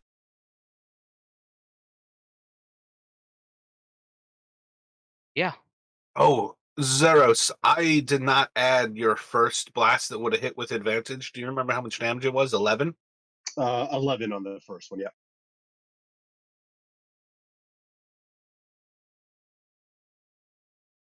Alrighty. Yeah, that second arrow, first one like sinks into its throat, and you see as it kind of like looks towards you as if it's about to fly towards you, leaving like Halser behind as this one's kind of like flying above her, having just tried to throw her to the ground. And as it like looks to you, the second arrow just goes like right through its face, and this thing is just going to start to like crumble and fall, but like midway through like falling out of the air as its like flesh goes limp, the stone just no longer is attached to itself, almost as if it becomes like sand in air, and it's like cement crumbling where there's particles that are kind of like size of your thumb. Some particles are tiny little pieces of sand, but this thing just kind of like disintegrates out of the air. I believe like you keep hex and you have to reapply it. But this creature's gonna die. Yep. On his turn, he should be able to reapply it. Any other movement or bonus action from Einrich? Yeah, she's actually gonna bonus action disengage. Let's move a little bit.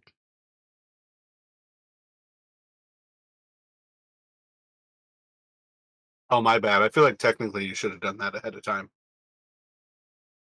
I think with the fairy fire, it negates his melee disadvantage, right? Yeah, but if he has disadvantage, he can never sneak attack. Oh, right, right, right. Like you still have disadvantage even when you have advantage and you're rolling a straight roll, but like you can never sneak attack if you have disadvantage. So you Oh, should disengage ahead of time and then take those shots. Is all I'm saying. okay. Can we? 100%. Yeah. Let's say That's you. something. If you were playing an archer, I would have told you that long ago at level 1 or 2, the first time you do it.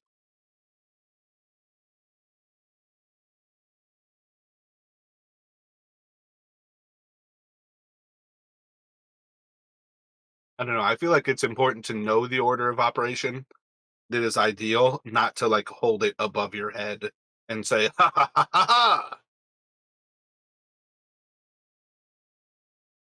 It's like in chess. Oh, you touch the piece. You can't. You have to move it now.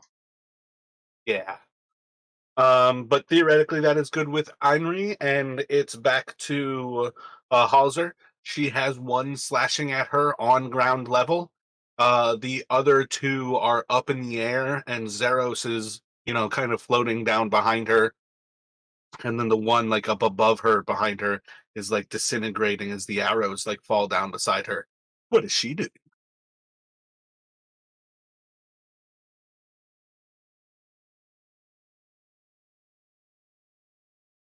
He's gonna attack the one slashing at her.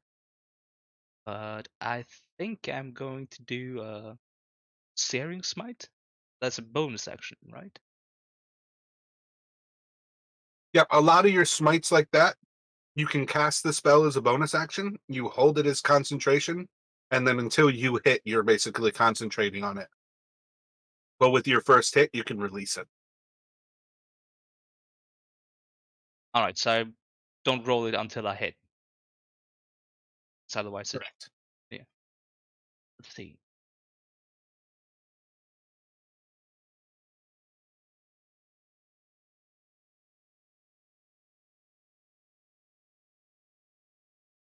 That's a lot of damage, but yeah, that's three, and then let's see. Yeah, that first one is going to hit. Does she have multi attack though? Yeah, she does have two attacks per action. Gotcha. So you can roll that second one, or you can roll the Searing Smite first, but second one's going to hit as well. And let's see if the Searing Smite then.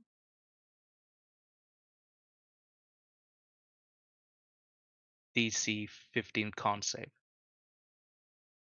Yeah, I rolled really low on multiple attacks here. Whoa.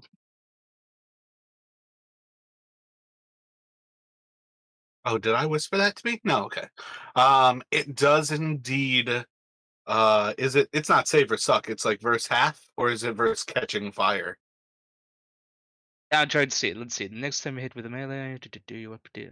Yeah, the attack deals an extra 1d6 fire damage and the target cause it's to ignite in the flames. On a successful save, it doesn't. Yeah, so it saved for the flames, but I still do the damage. Gotcha. So you'll notice as your hammer hits into these figures, its flesh almost becomes like stone as you hit into it. And it's like just that like dead ring of when you just kind of like tap a hammer against the stone. This is one of those things at present. She does not have a magical weapon, and you're gonna notice oh wait, do paladins make their weapons magical? I don't think so. I But can channel divinity to imbue my weapon to make it. Gotcha. So this is one of those things where as you actually like sink into it with your hammer, you'll notice, I guess technically on that second attack, you would be welcome to do the channel divinity if you wanted to. But again, that's kind of up to you.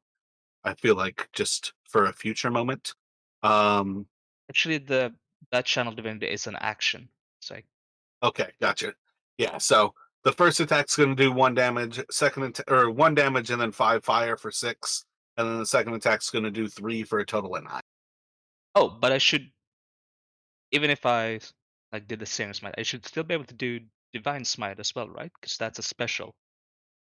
Yeah, Divine Smite doesn't take up anything. It is just burning a spell slot to do extra damage.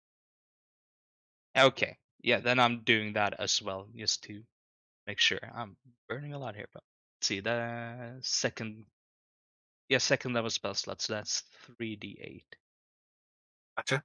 And you can go roll those 3d8.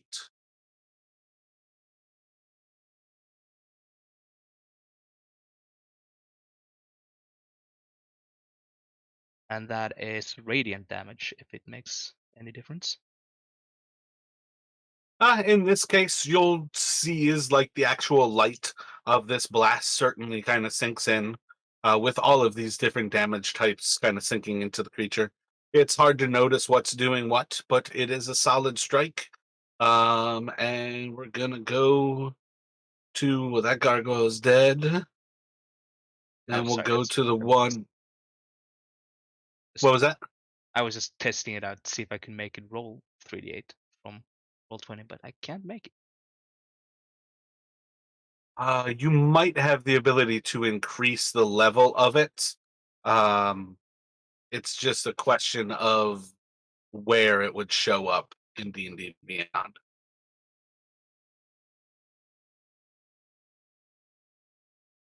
So this one is flying roughly at the level of Kyranos. Um, I think at this point,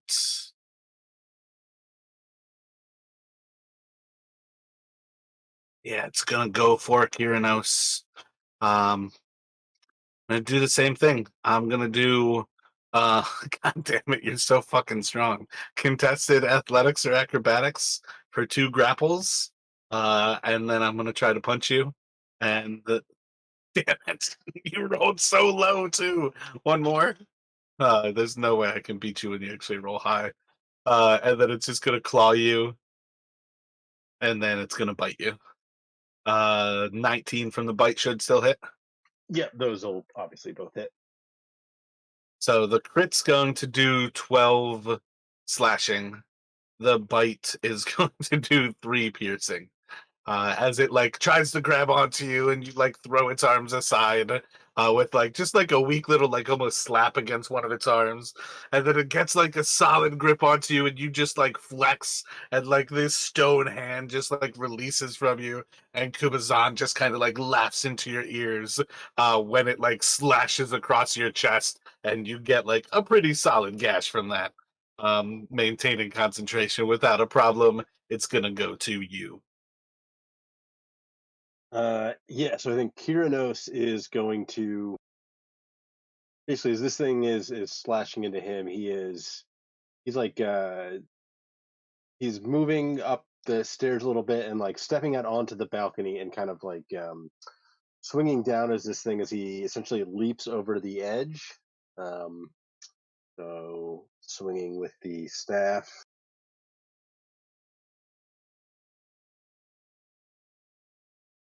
Wait, are you leaping into the air and you're going to swing on top of this thing?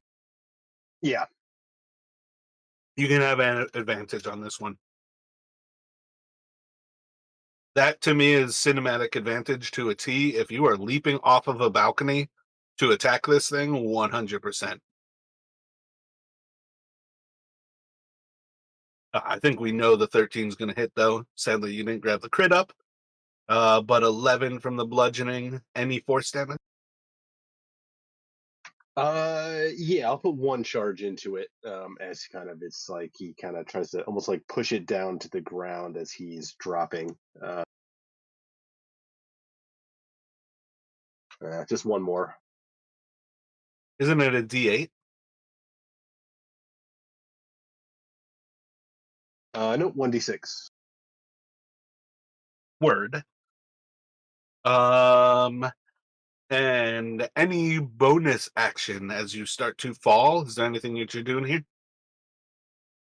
Yep, he is kind of like as he's falling, he kind of like maybe like halfway, he utters a couple words and casts Misty Step to essentially land himself safely on the ground rather than. Where would you like to land? I think this room's pretty much all inside of that 30 feet. Yeah, I feel like he wants to be kind of right between the two of them here.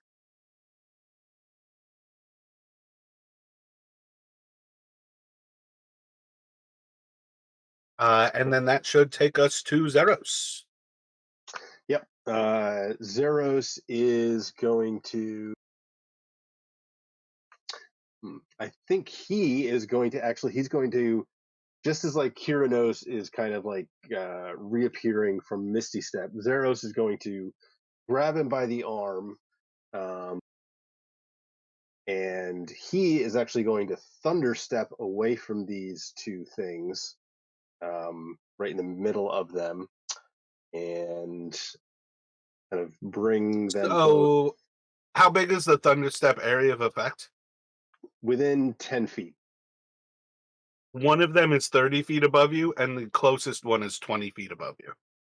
Oh, okay. That's right. Scratch that then. Yeah, my bad. I don't think you can even click on them to see that I use like the red marker for their height.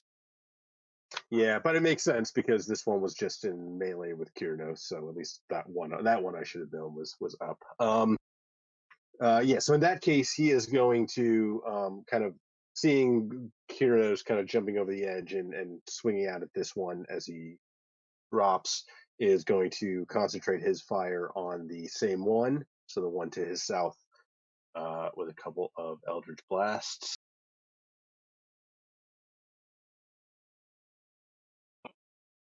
Big money. Low damage, but big money. And then does Hex crit as well? Um, Oh, he would have used a bonus yeah. action to. Bonus action move the hex over first, but yeah, hex. It's a crit is dice rolled on the damage. Part of what 1D&D is trying to do, or at least they've thought about doing, is separating those things. That's part of why, like, soon weapons are going to be what crits, and that's to separate things like smite from the crit. Because, like, normally I would say a paladin, like in my opinion, you use smite when you've already crit, because you know if you dump a third level spell slot in, that's 8d8 instead of 4d8. But yeah, the 2d6 from the hex on that crit will apply. But just But to in keep the myself, future, you got to move it over first. yeah, to keep myself honest, I was going to say I'm going to roll a die. I'm going to say odd. He moved it to the one above him, and even as he moved it to the one that he actually attacked. I mean, you should move it to the one you're going to attack regardless. I guess he would have known which one he was going to attack. Yeah. Okay. Yeah, I the s- you would have also known that those creatures were not like in thunderstep range as well. So I definitely think apply it to the one you're actually attacking. And what is that? okay. So 12, seven. 19, so 30 total. Yep. And since they are above him, he is going to move, trying to get a little distance, separate himself out a bit, and that will be his turn. So I think it's always weird describing with stone kind of things, but I think the first hit of the Eldritch Blast, you'll actually see like chunks of stone starting to rain from this thing as it is bloodied. The second hit, you're going to find you've basically skipped right over bloodied and you've gone to this thing is mortally wounded. There are cracks and like cleavage points throughout this stone. This thing is barely being held on by the magic that animates it. At that point, and you said you were finished. I think we're going to the other two gargoyles. Yeah, you just backed up. So let's see. These two. That's cruel. I kind of want to drop Halser down the pit. All right, Halser, I'm going to try to double grapple you. I'm flying you over the pit. I'm going to drop you over the pit. And then the last two attacks are on Zeros.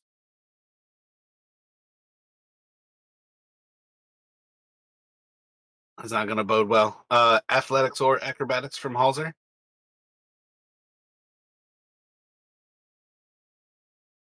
That I don't even think there's any chance you could fail that one.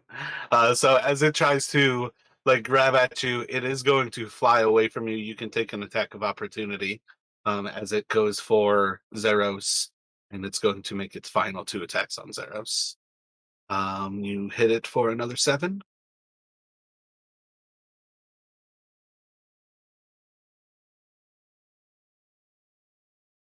Not going to hit Zeros with that 3. It's kind of like thrown off by the smash from the hammer behind it. Man, I didn't roll over a 6 that whole round with 4 attacks. And then the one above the Kyranos is going to kind of swoop down on your head. And I think I'm going to go for. Yeah, I think it's just going to 4 claws at you from above. Those will 17 is all the hit. lowest. Gotcha. So I don't think I can do enough damage to do anything other than a con 10. So if you want to just roll 4 con saves to um maintain concentration. Although I did max damage. Yeah, so you're good. You maintain concentration. I'm going Uh, to do 28 total damage as it claws into you though. yeah. So those con saves are not going to matter because 28 will drop him. Drops you unconscious, and the fairy fire will drop off. And that should take us to Einray. Oh, wait, that one's still. Oh, do we got you here, Chris? Yeah, I'm still here. S- Yeah, Iris just gonna just stay where she is, steady aim, and one regular shot. See how to do this. Because steady aim is only.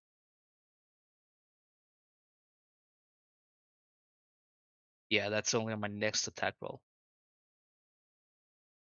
So can I technically do this? I I'm feel just like your other ability lets you do it for a round. I feel like you have one that's like expendable. Steady aim is something that you can always do for just one.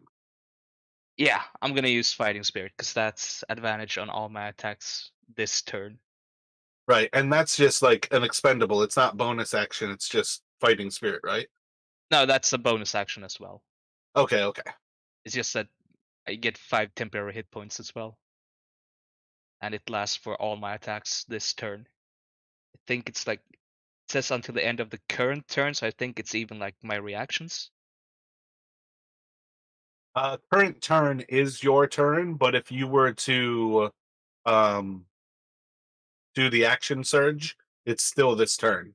So, like, if you action surge here, you have advantage on all four attacks. Yeah, I'm gonna do that as well. So yeah, bonus action, fighting spirit. I'm gonna shoot the mortally wounded one first. Try to get that rid of that. So here's where I do want you to tell me what you're going to do with this turn. So do you want to put one arrow into the mortally wounded one arrow into the one that Halzer has been attacking, and two into the one that's like unhurt? Or do you want, you know what I mean? Like tell me where all four arrows are gonna go right now. Okay, yeah, I'm gonna shoot one arrow at the mortally wounded one, and then I'm gonna do sharpshooters on the one that Halser attacked. So that's the one by Ceros, right? Yep. And is that gonna get like two shots, three shots? That one by Ceros is getting 3 shots. So one Actually, you shot. know what? Tell me where the two arrows are going before you action surge, and then action surge you can reevaluate. So how about if we do a normal arrow at the mortally wounded, and then a sharpshooter at the one Halser's been attacking? Yeah, that's Yeah, fine. I don't think forget. that makes a lot more sense to like. That's how I want things where you know what you're doing. Action surge lets you kind of interrupt things a little bit. Yeah, just in Oh, case you need it, just don't forget you also do, I believe, have bardic inspiration as well. That's all a right. d6 if you need it. Yeah, I had actually forgotten about that. So yeah, thank you. Bardic Sweet. inspiration is so hard to use in digital resources. Yeah, there's not a good yeah. Let's see. Yeah, that's advantage on all my attacks, and one normal arrow there, and one sharpshooter in the other.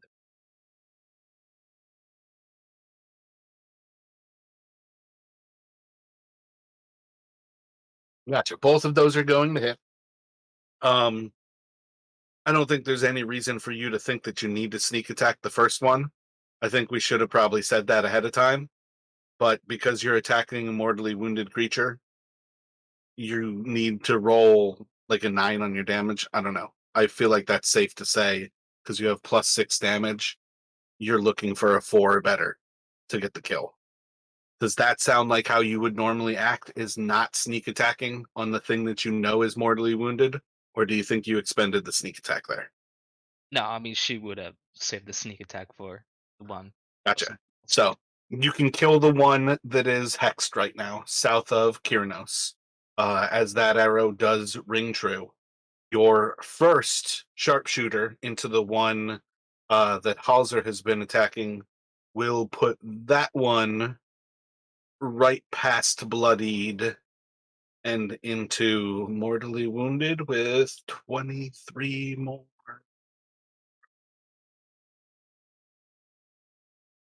No, my bad. It's just going to be bloodied. all right. Then it's just bloody. She's gonna sharpshooter both her shots into that one. Gotcha. So action surge, sharpshooter, putting two more arrows into that creature. That first one's gonna kill it. Second one, it's almost like flying through the dust cloud left behind this thing. I love that how all my sharpshooters have rolled a 1 in damage. Holy crap. Even the crit one rolled a 1 2 times. I mean, the crazy thing about sharpshooters, it's one of those things where the actual damage that you're rolling means so little, because there's just so much damage tacked on top. It's hard to see that actual, like, what is it? It's 6 kind of variants, basically. 7, I guess, maybe. Yeah, I mean, it's a plus 16 from the sharpshooter.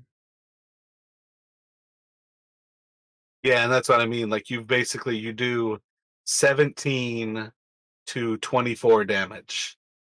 It's just craziness. But yeah. Oh wait, that 17's a double one? Yeah, that's craziness. The Yeah, 17 crit was the double one. yeah, that's what I mean. I'm like all of the sharpshooter have rolled a 1 in every like damage department. So theoretically, Einri is good there. She kind of like drops these 4 arrows into the levels below you all here.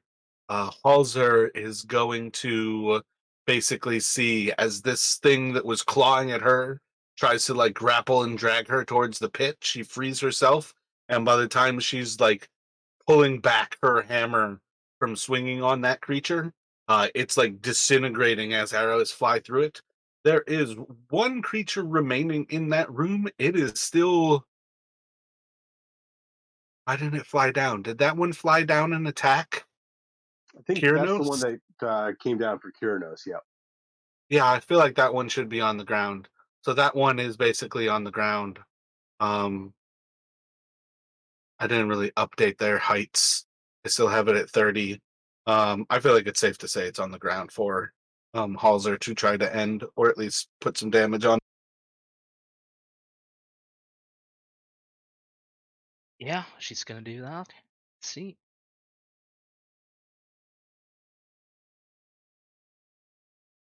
Going right there and then attacking. First strike will hit. Second strike will hit as well for total of 7. Is what is that? 2 and 1, so 3. Yeah, and she's gonna tack on 1 smite as well. Let's see, another second level, so 3d8. Oh, my bad. Could have also possibly warned you that Kyranos is down right next to you. Um, that gargoyle is dead. And it should be on you, Kyranos. Switch to Whisper. Throw me a death save. Ho, ho, ho, ho, ho! Kyranos is unconscious? No, he is not. He will open his eyes as you stare up and you see the paladin standing above you. Oh, you also have a plus to that. What is the proficiency bonus on a level 7 paladin? Plus 4? Uh, yeah, I think so. Just gonna double check. Yeah, that works on death saves, so keep that in mind, guys. As you have a paladin in the group, if you are close enough to her and you roll death saves, it is that much harder for your characters to die.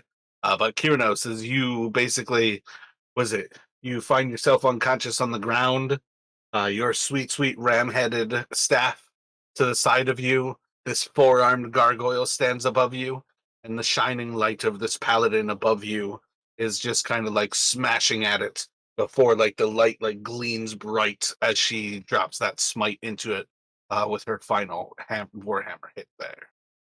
Yeah, so Kyranos kind of coming to with the gasp, grabbing the staff as he stands, and kind of like almost like getting right it back up again in this gargoyle's face, and like not today, and swings at it.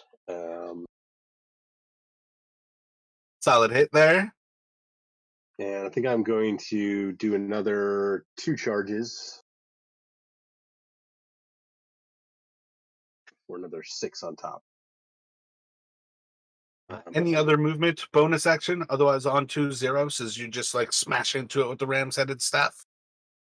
Yeah, I think if he was smart, he would try to get away, but I think Kubazan likes an up close fight, so he's going to stay right there. Zeros is kind of seeing this thing hovering over him and is going to try to finish it off. So he is going to hex it, remove his hex to that one, and then a couple Eldritch Blasts. First one will miss. 2d6 though. Nope, you got a crit. Right. Sorry. So 17, 20, 22 more damage is like the first one just kind of flies past it.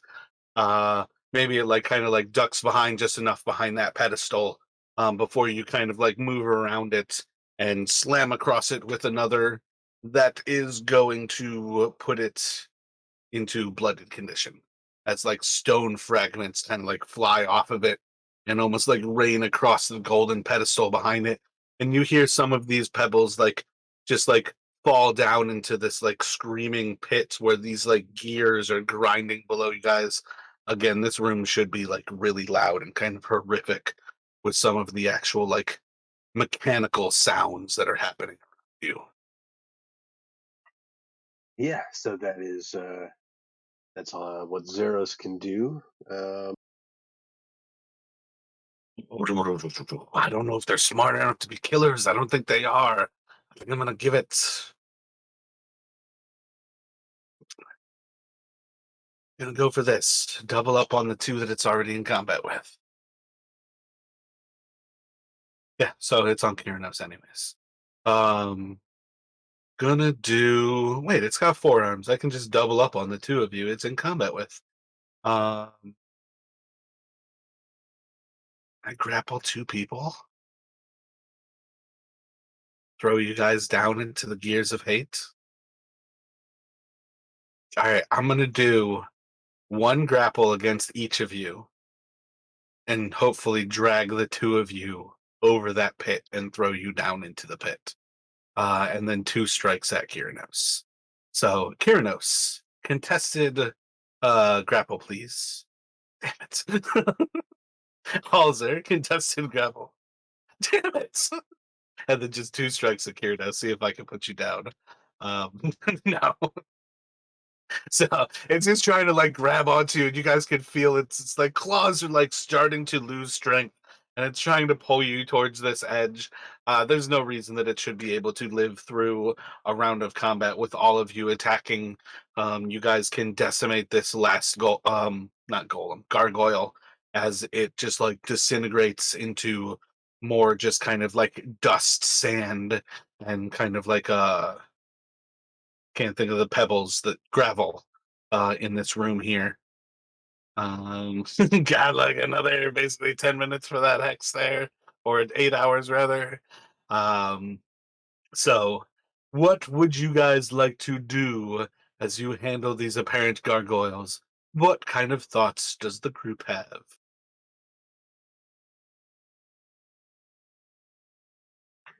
So now that the gargoyles have been destroyed, Kyranos is curious to kind of maybe take a closer look at some of these pedestals and see if whether it's just kind of plain metal or if there are any sort of runes or writing on either the base or like etched into the metal itself.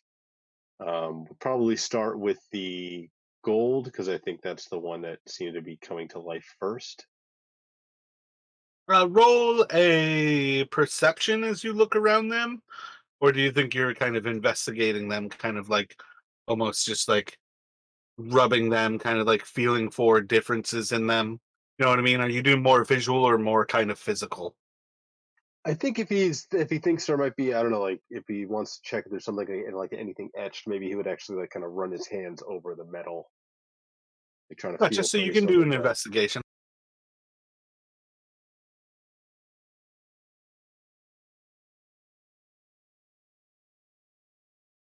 So as you go around like this pedestal like from the golden gargoyle, rather the gargoyle itself wasn't golden, but the plate above it seemed to have been made out of gold.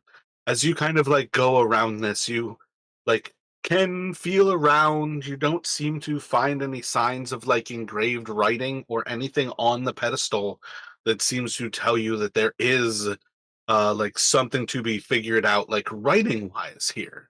But as you are like feeling around for these writings, you do at one point feel that there's a small kind of like hole about 4 feet in um like above the ground, like about midway up the pedestal, perhaps a little bit below midway, and it's about a centimeter wide and like 4 centimeters tall. um with your intelligence, that investigation, I'm going to tell you it is approximately the size of any given piece of coin that you would get in any given nation that you tend to travel to. It is about the size of a 1 ounce coin. Um, when you kind of like knock and take a closer investigation, oh, I forgot you also have advantage on that too. Like looking around this pedestal, you start to gain the sense that this pedestal is hollow, and kind of like knocking on different points of it, top to bottom, you kind of come to the realization that it is much denser, about a quarter of the way up and down, than it is like this hollow ring in the top. And as you go through all 4 pedestals, you're going to come to the realization that some of these pedestals have coins or something filling up maybe the bottom like inch or so. Some of them have bottom like feet or so that are filled. They all are hollow at the top and extremely dense at the bottom, but not all of them are equally so.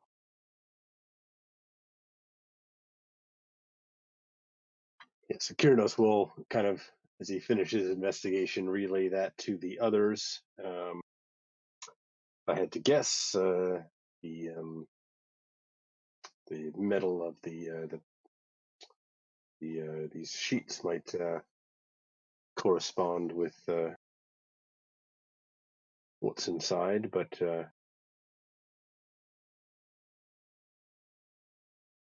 seems to be an opening to leave. I don't know if it's an offering, or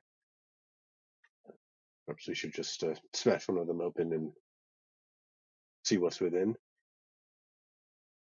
See if I'm right.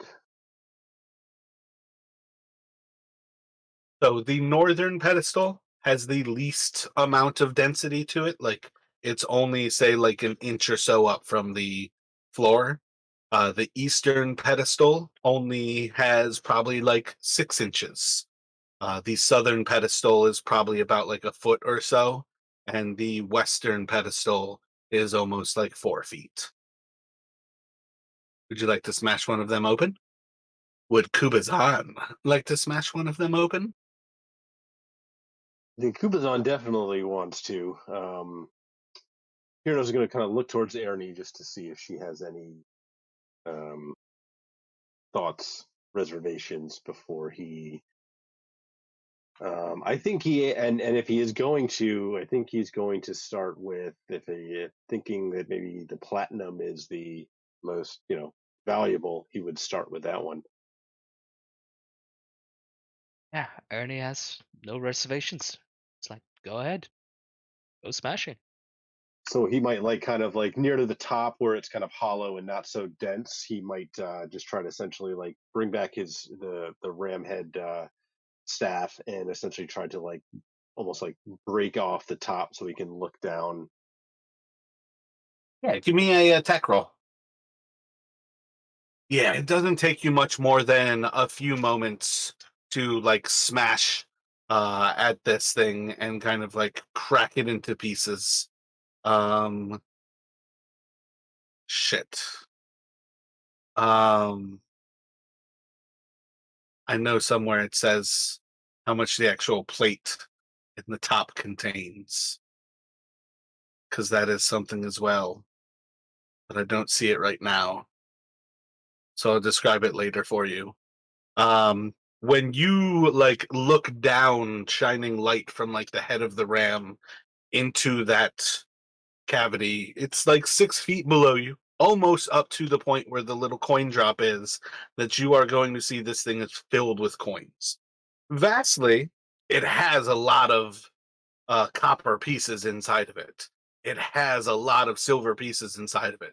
But you can see like the occasional gold piece, and it's probably going to tell you, like, you know, might be platinum in here. But you're not going to necessarily see it right off the bat. Um, Roll a perception check for me.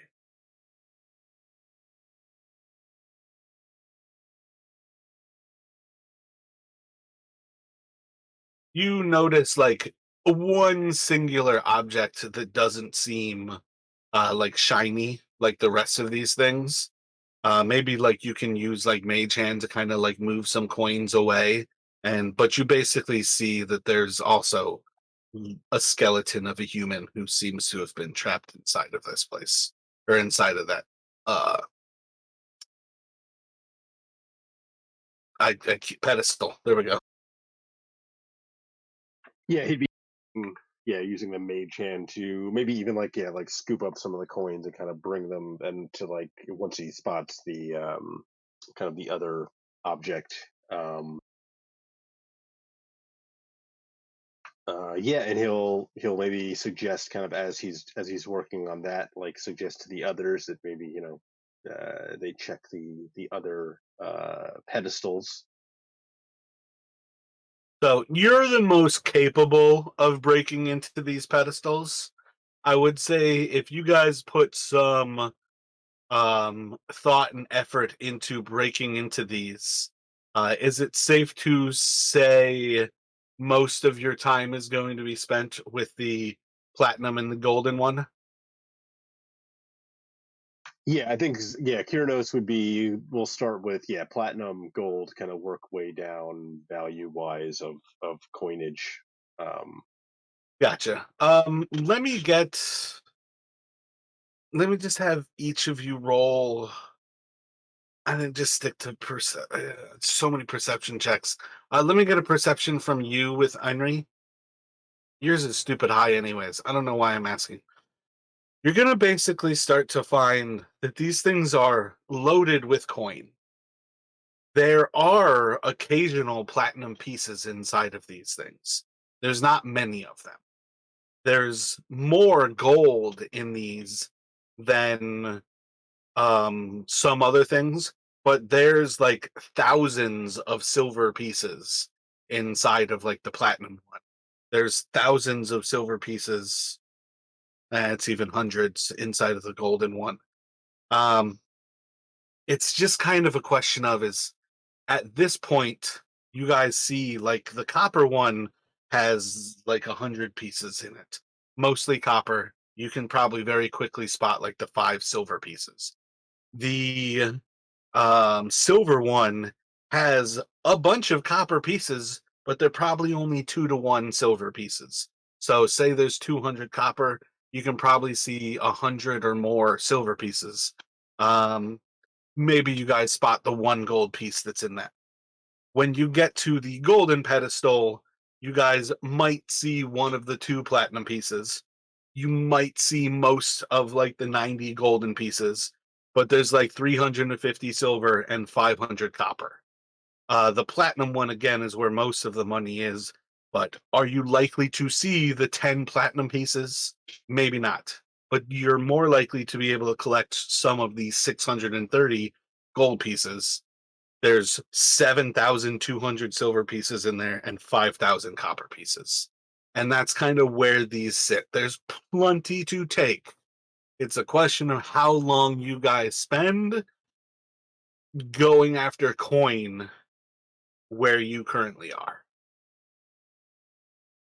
yeah, I think I mean Kiranos would be. I mean, he'd be definitely interested in maybe taking some of the gold and platinum, but he'd also be once he spotted the body, he might be trying to essentially kind of like break this open enough so that he could try and drag the body out and take a look at that as well. That would probably actually pique his interest Yeah. more so than the coin alone. I think part of why it tells me some of the information it gives me is in case you guys use speak with dead. Um, so I don't think there's a whole lot of reason. This is why I like the luck roll from Call of Cthulhu, though, is to see like what kind of crazy stuff is going on. But let's just say, like, when you do kind of like start to um yeah, Einray's the archaeologist. Like, if you guys put time into trying to clear away the coins without necessarily disturbing, like, how the bones sit, you might basically come across some of these signs. And let's go for, I mean, this is where let me just get an investigation from both of you. You can still have advantage with yours, Kiranos. But I want from both of you in particular just to see how this goes when you guys look at it. Um, yeah, I'll say you see signs of this is a tradesman. I think you guys have a solid understanding that there were hundreds, if not thousands, of Omawan engineers employed to create this place. This is some like weird torture entombment of an Omawan engineer. Um, and you can, the varying levels of what that means and what you guys might want to do with that. You can kind of clear away the body, but in kind of getting closer to their body, if you want to roll a D100 for me, Justin, that's really a D10 would have worked. Holy shit! Yeah, I'm gonna say really you kind of only unearthed one of those platinum pieces, because that's a really super low roll. But yeah, I'd say like that's kind of where like you might spot the first of those platinum pieces. Maybe the rest are just kind of like almost lost in all of the silver pieces that are inside of that. Yeah, so he'll yeah, I mean there's I mean till we find a way to get out of here, there's no shortage of coin. So he will take the kind of the one platinum that he found.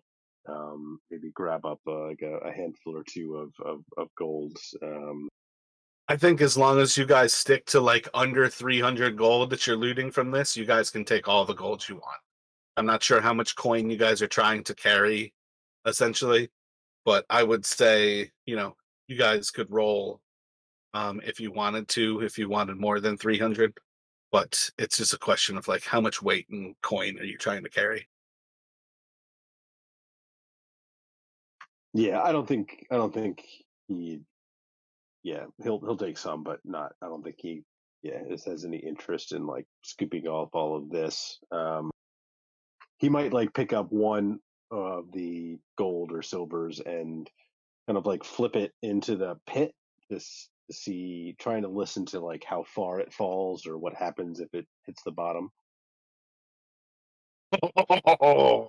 um, okay. Ooh. Yeah, that sounds good.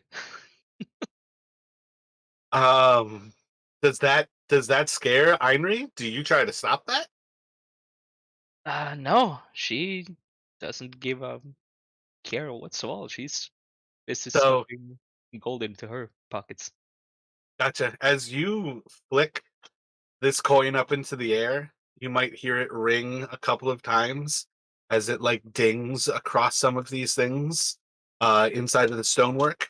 Do you cast light on it in like the flicking?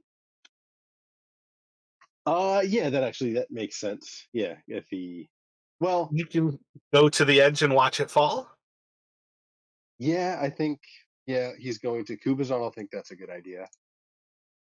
So you can flip it up into the air as you cast light, and this little coin just starts to glow as it spins into the air.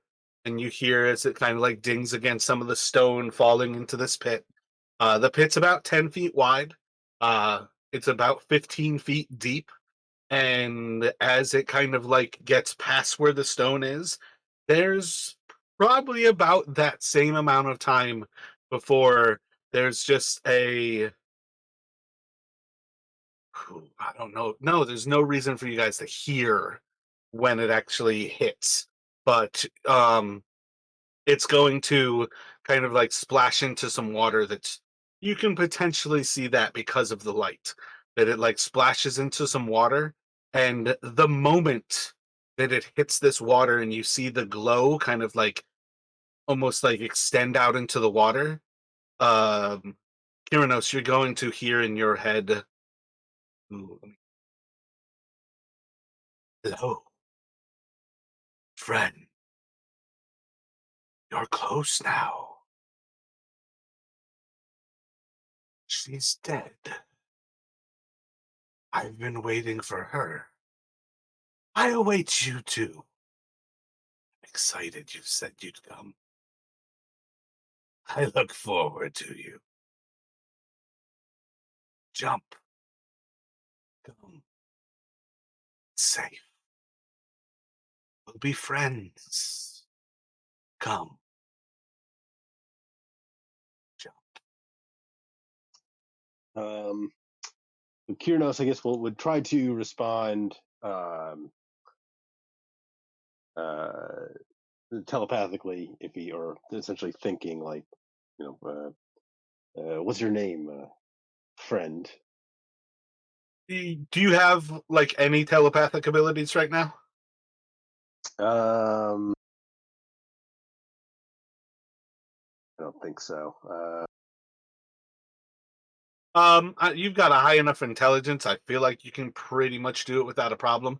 But let me have you roll an intelligence check real quick.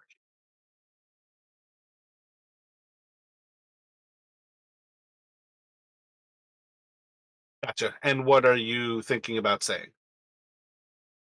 Basically, like trying to ask it, like, what's your name, friend?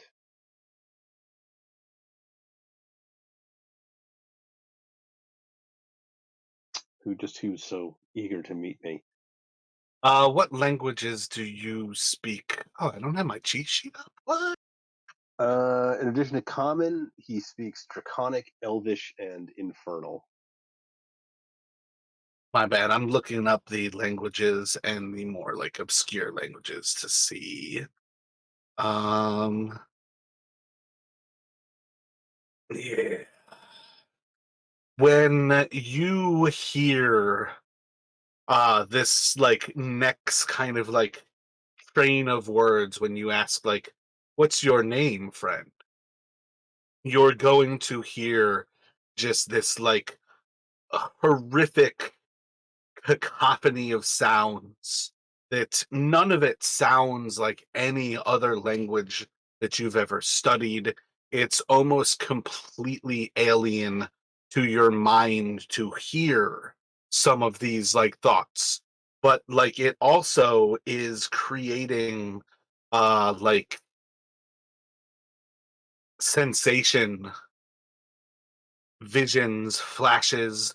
Like it's a very weird language that you immediately hear and how it is like effective on your body. And then it says, "Ren." So you can kind of gain the understanding. It just told you its name, but it's something that it just doesn't even like register inside of your head as language. Um, to me, like it's like referencing like I've studied a lot of languages. When I looked at like Russian, it's so hard to even like begin to make the sounds of Russian because they're so different from how we speak, or like our syllable system. But that's kind of what you're going to get is like it responds with its name or something that might be as such, and then kind of just like that responsive friend. Gotcha. It's almost like, yeah, like something speaking, or in like with some sort of anatomy that just like humans can't even make the sounds. Um,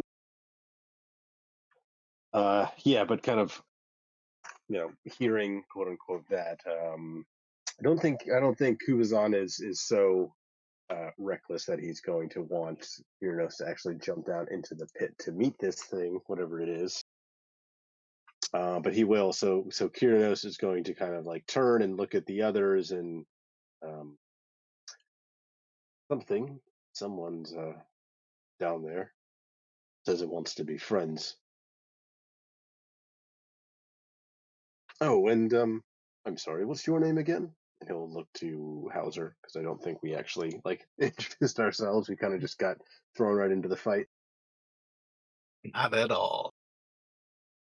Yeah, she'll just like startled, but oh, I'm Halser. Uh, Thank you for saving my butt. Uh, Thank you.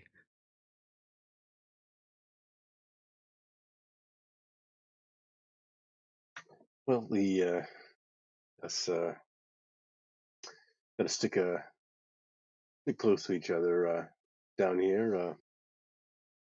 Nice to see someone else who's actually alive. Glad we could help keep you that way. Now, at least, appreciate your help in the fight as well.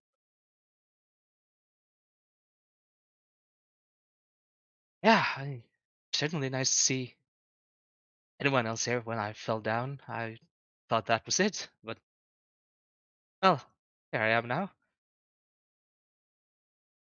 Well, if you'd Moderately. fallen down, oh, sorry, go ahead. Oh no, she's just finishing like moderately healthy. Well, if you'd fallen down there, and he'll kind of like point towards the this central pit, you might not have. This thing says it wants to be friends, but I've got a bad feeling. And Hans will like step up to the edge of the pit and look down. Yeah, I don't really think there's anything friendly down there. I mean, I thank the gods there was something friendly as I fell down from the other floors, but I don't think that's the common thing in this tomb.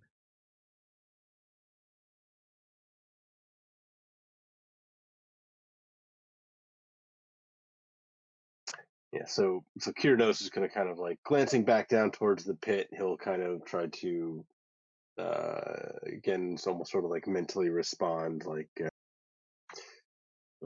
perhaps we'll meet in the future, but afraid I can't come down there just now. And will try to move himself away from the edge.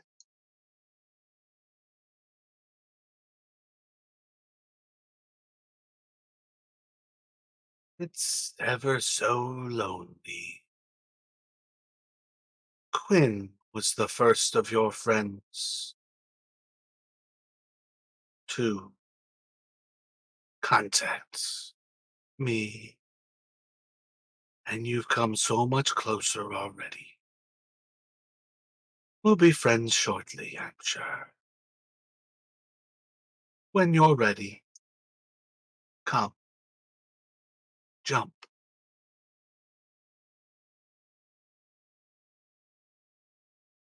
So Kyrnos will kind of like hearing it speak of Quinn, his head will kind of like snap back towards the pit, almost like obviously he heard something, but um,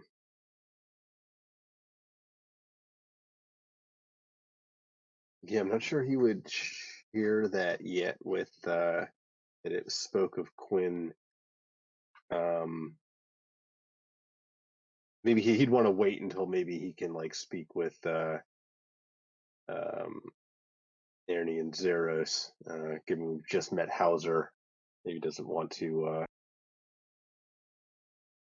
scare her off by sharing that, so he might keep that part to himself for now, and just like kind of. So they'd probably, I mean, Ernie at the very least would notice him kind of like probably sharply turning back towards the pit as if he like heard something um, strange, but he'll suggest maybe we Kyrnos will suggest we maybe let's leave the pit alone for now and get on with seeing what else this level holds.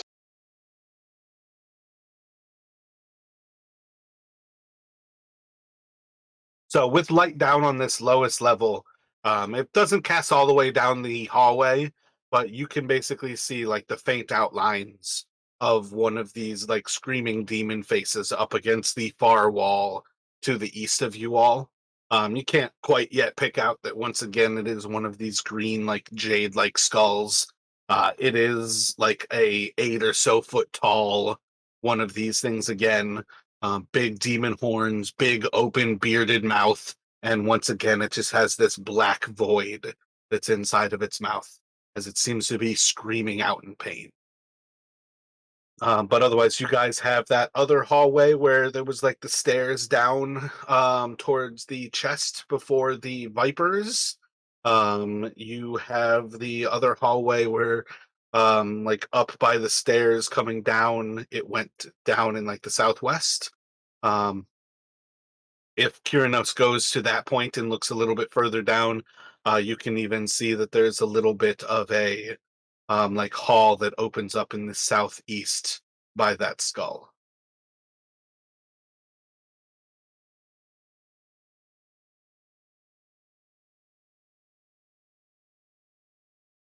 Yeah, so kind of as he kind of moves this way, he'll gesture, yeah, down towards the this little opening here. He is going to, before we go any further, he is going to cast a bit of healing on himself to take him at least a little bit away from death's door.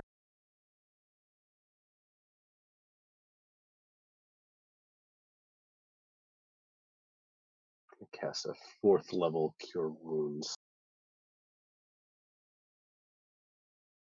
Gotcha. Yeah, as you guys start to head down that hall, uh, probably what are we do in marching order these days? You guys think it is Kyrinos, Zeros, Heinrich, Hollis? I already forgot her name. Halser? Yeah, Halser. Or do you think Zeros is in the back? What do you think for is that kind of the overall? Give Zero or give Kyrinos a little bit of space, but have him go first. Yeah, I think Kyrnos is Kubazan definitely wants him kind of right in front there. I feel like maybe Zeros would be um, trying to keep himself closer to like maybe um, behind Ernie, um, maybe with if Hauser doesn't mind being the rear guard, kind of similar to Quinn. Gotcha. So as you all move down, are you going for the face, or are you just kind of looking for that hallway at first? What are you kind of thinking there as you move down this hall? I think Kyranos will. Well, there was that other one where there's actually an opening that you could see down into the sarcophagus room. So I think with that in mind, Kyranos is going to move to the face and kind of try to kind of he would have dropped light on the coin that he had dropped into the pit and kind of lighting up his the tip of the staff again. Would almost maybe try to like hold out like into the opening to see if it illuminates anything within.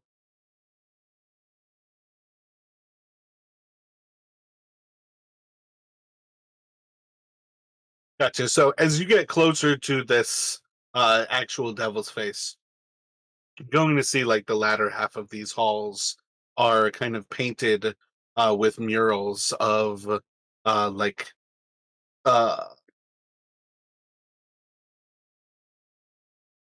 yeah, okay, like faceless humanoids that are like doubling over in pain, and you kind of like move forward and forward, and the closer you get to it, the more pain these humanoids seem to be in. But all of them are just kind of like voids on their face. None of them have any actual detail. Kind of like the faceless Charlton from Papa Zotel's tomb. But as you get closer to this and get a little bit of light into this like face on the wall, you're going to hear. My bad. Did you speak Druidic? No, Kyrnos does not speak Druidic. Does anybody speak Druidic? Nope, not Ernia, not Halser. Does Zeros does anybody not speak either. Sylvan? Elvish is the closest I've got for Kyrnos. Yeah, same thing with Halser and Ernie. Gotcha. So Druidic is definitely a little bit different than Sylvan. Sylvan is somewhat based in Elvish. So there's a sense of like picking up some of these sounds far more than you are going to understand what you hear. But as you like start to shine the ram's head into this skull, you're going to see something just kind of like flash by, and it's just like a questioning of your vision kind of thing. As there's just like a little like green flash and then it's gone. And then you hear kind of like it's really hard to imagine describing a voice without using words that you understand. So you If hear like, if Kyrnos if Kyrnos can realize that it's a voice speaking as it starts, then he might try and cast comprehend languages um, as he begins to hear it. But I'm not sure if he would know enough, or if it just sounds like essentially. too Um, quick and short at first.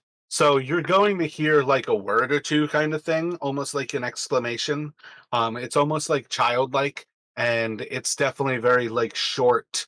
Um, Oh man, sentence is even too long. I want to say like prefaces, but that's the wrong word. But it's like this is very much almost like a child mind. And as it kind of like says this, roll an intelligence for me, Kiernos. Because you said you speak Elvish, right? yes. Oh man, that's just far enough away. I don't think you're quite thinking of it, but you're basically going to have like this thing kind of like speak out to you, and it seems like almost bouncy and friendly and happy, and it's like excited, and then all of a sudden, like you like feel this maybe like 1 pound of pressure on your arm as a small little green lizard like runs up your arm, and the moment it like looks at you in your face, you're going to hear like an exclamation, and it's going to leap back. And that's where those of you who speak Elvish can pick up enough to recognize something in like the negative, something to the sort of effectively a no, or essentially like a realization that like maybe it thought you were somebody who it was more familiar with. And the moment it actually got closer to you, it's recognizing like a little bit beyond that. And it's like leaping off of you and kind of like running back towards this skull. I think that would be enough that if you would like to, you could then cast comprehend languages. I think at that point he would, and Starfallen wouldn't speak. I don't even know if Starfallen has like languages per se. Uh, Who's holding Starfallen right now? I think Zeros had it,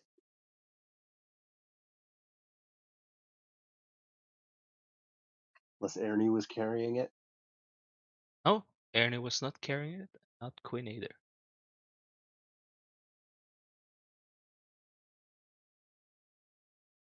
Oh man. It doesn't actually say in the Ghost Lantern artifact what languages she would have known, but she was an elf. I don't know. I'm not gonna like look it up right now to see.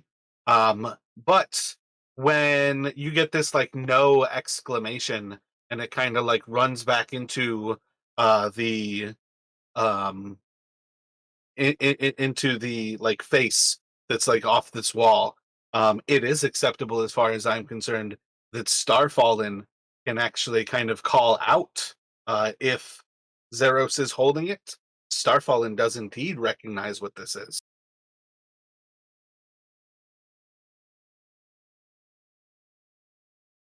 So the real question is have you guys actually been keeping Starfallen out, or have you been basically hiding Starfallen?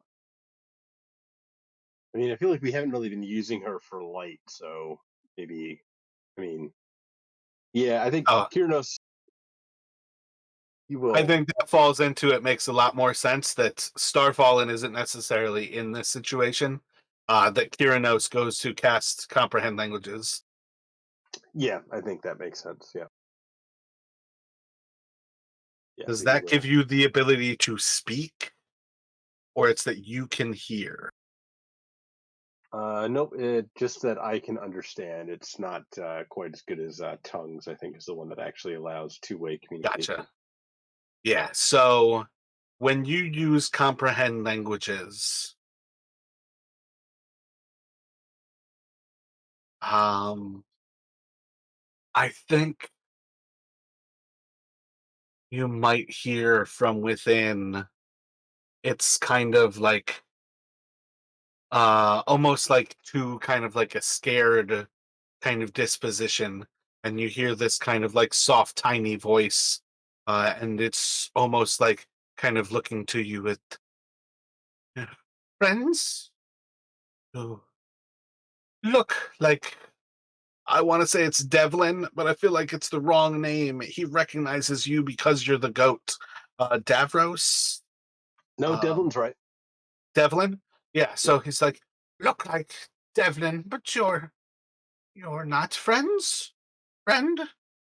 Or and it like kind of peeks out this tiny little like lizard head, and this is just a small little like iguana that's maybe like 8 inches or like 12 centimeters long, might weigh like a half a pound or a pound. um Tiny little like gaunt figure, and it's just kind of like looking out from this skull, and it's kind of like just kind of like appealing to you, like, I don't know, you don't seem like a friend, but you look a lot like my friend. Um, and it's just kind of looking to you. And while this is happening, Einri, you are going to notice the wall to your left. There's a doorway right there.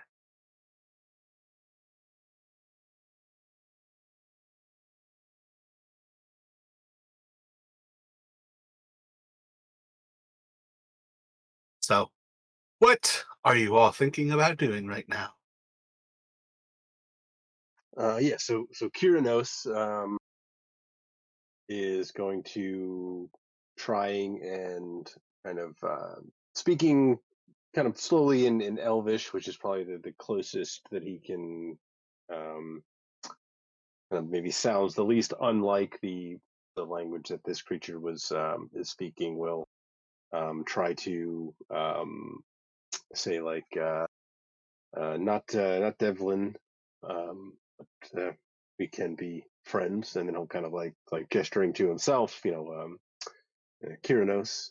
Um, Seeing this creature looks, you said he kind of looks kind of gaunt.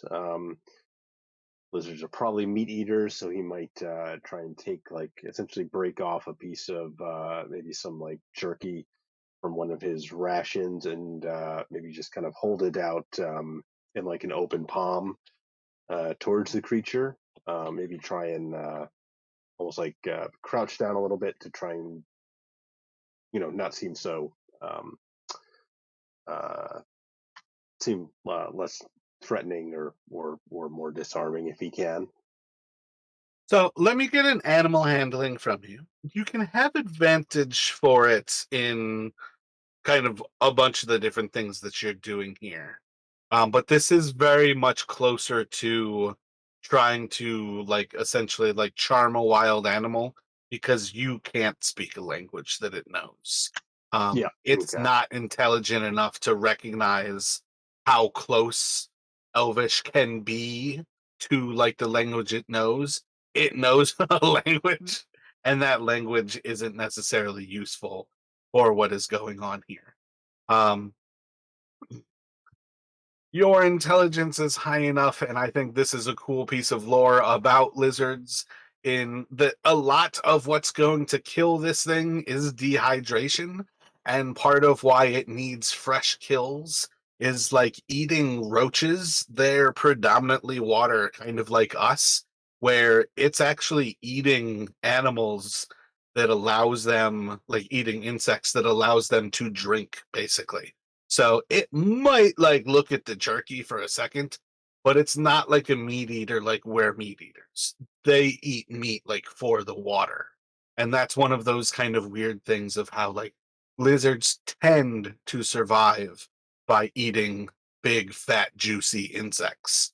But you can try to have this little moment. It has far more um interaction with you because you can understand it than it's necessarily willing to um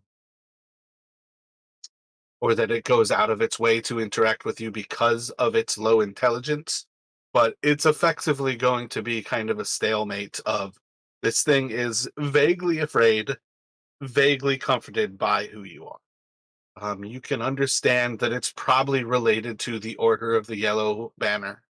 I think that's what they were called.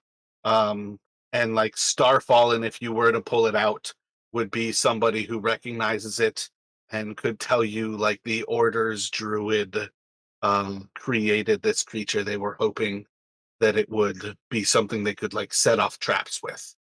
It escaped and has essentially, um, she would probably be able to say like it escaped at some point, and this must just be where it is now. But effectively, they didn't find it terribly useful because it didn't want to die once it was awakened.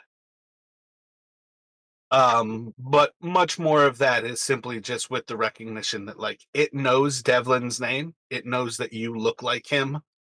And I would say it's enough that you guys could figure out Starfallen might know something.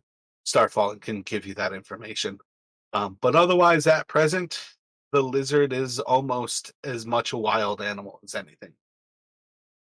Gotcha. Yeah, once he sort of like pieced together. Okay, wait. So it seems to recognize or have some awareness of Devlin. Then yeah, then I think that at that point, yeah, bringing out Starfallen would make sense. Like maybe she knows, what this is. Uh,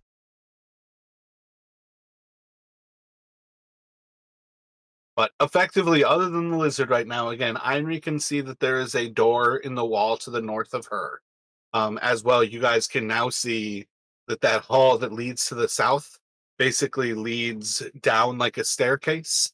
And at the base of that staircase, you can see like a stone, like door or some sort of like end point where this like whole corridor is blocked by like a stone door. Inside of the actual dimness of the light, you can't make out too much more about it, but you can basically see like there's probably about 40 or so feet that you can walk to the south of you.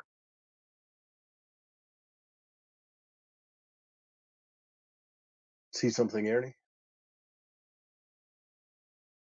Yeah. Uh, she'll point out the door to him. Like, it's a secret door there. Might be worth investigating. I think so. Yeah, and I think Erna will actually just go up to the door and like see if she can open it. So yeah, with a little bit of effort, you can kind of just almost like outline this door, and kind of just with a little bit of like a sideways kind of motion, you kind of like get just your little fingertips against it, and you start to feel like the door almost like seamlessly slides out, like perfectly hinged against these stones, where there's like a little bit of kind of like a stone grinding sound as you open up a door. You are going to immediately see that this small room that it leads to is lit by a red candle on essentially the opposite side of this little area. You can see that there is a human whose like skeleton is embedded into the stone of this room, and they are like reaching out and holding this like sconce where this red candle burns.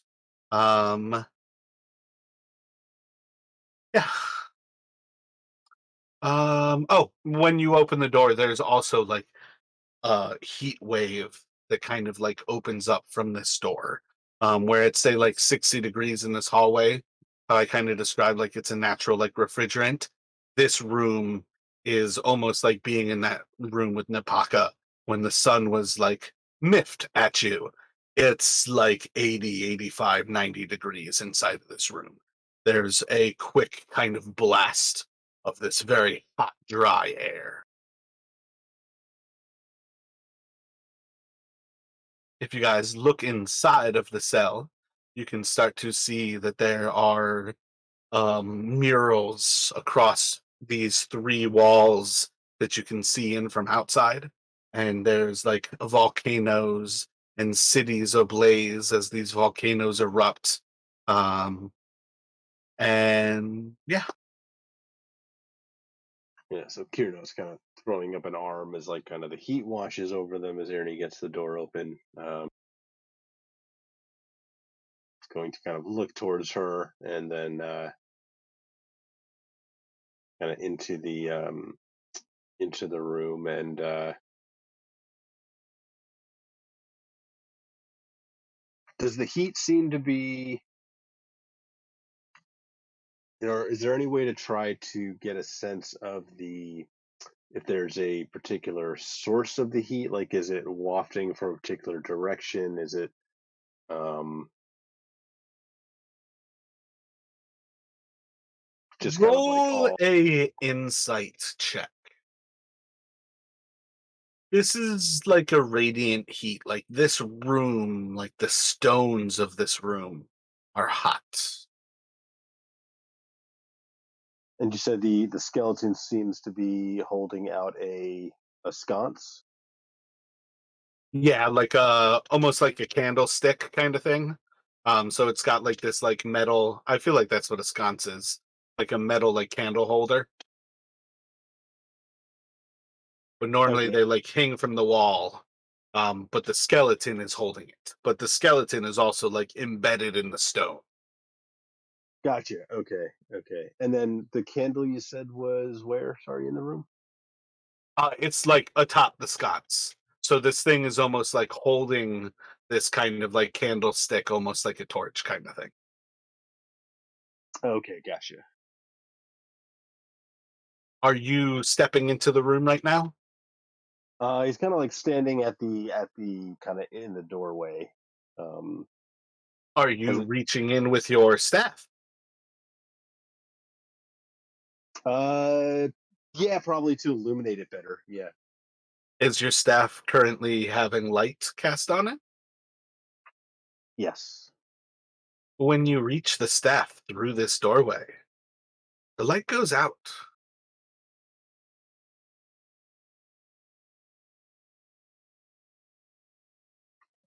So like kind of like pull the staff back, kind of like almost like a flashlight, kind of like tap the side of it and try to essentially recast it now that it's back outside of the doorway.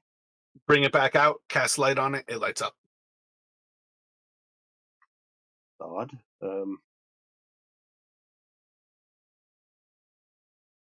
Reach it back inside, Yeah, he'll test it again. Yeah. the light goes out, So he'll turn back towards the others, kind of again, bring it back out, light it back up. Um, it lights up. yeah, kind of shaking his head and looking to the others, up some sort of anti magic or sort of ward or something.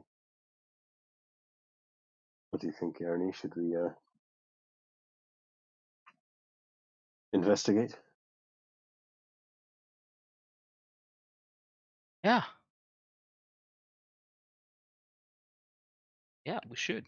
And with that, Ernie will walk into the room, like go to the skeleton and basically investigate it. She's not,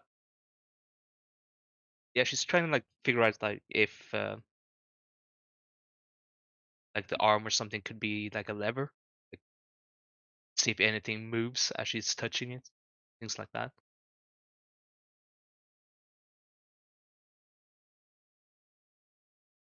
I would say on some level, you can certainly like anatomically move things how they should move.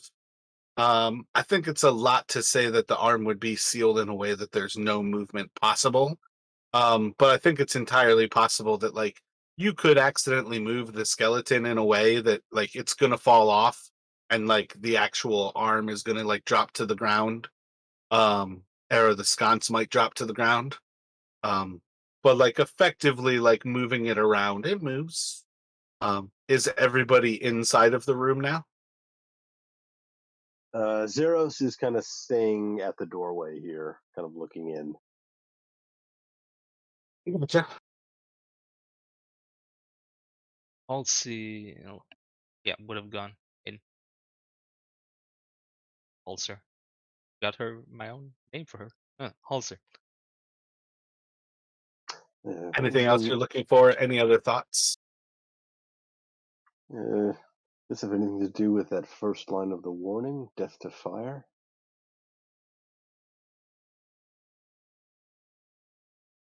Could we try to snuff the candle?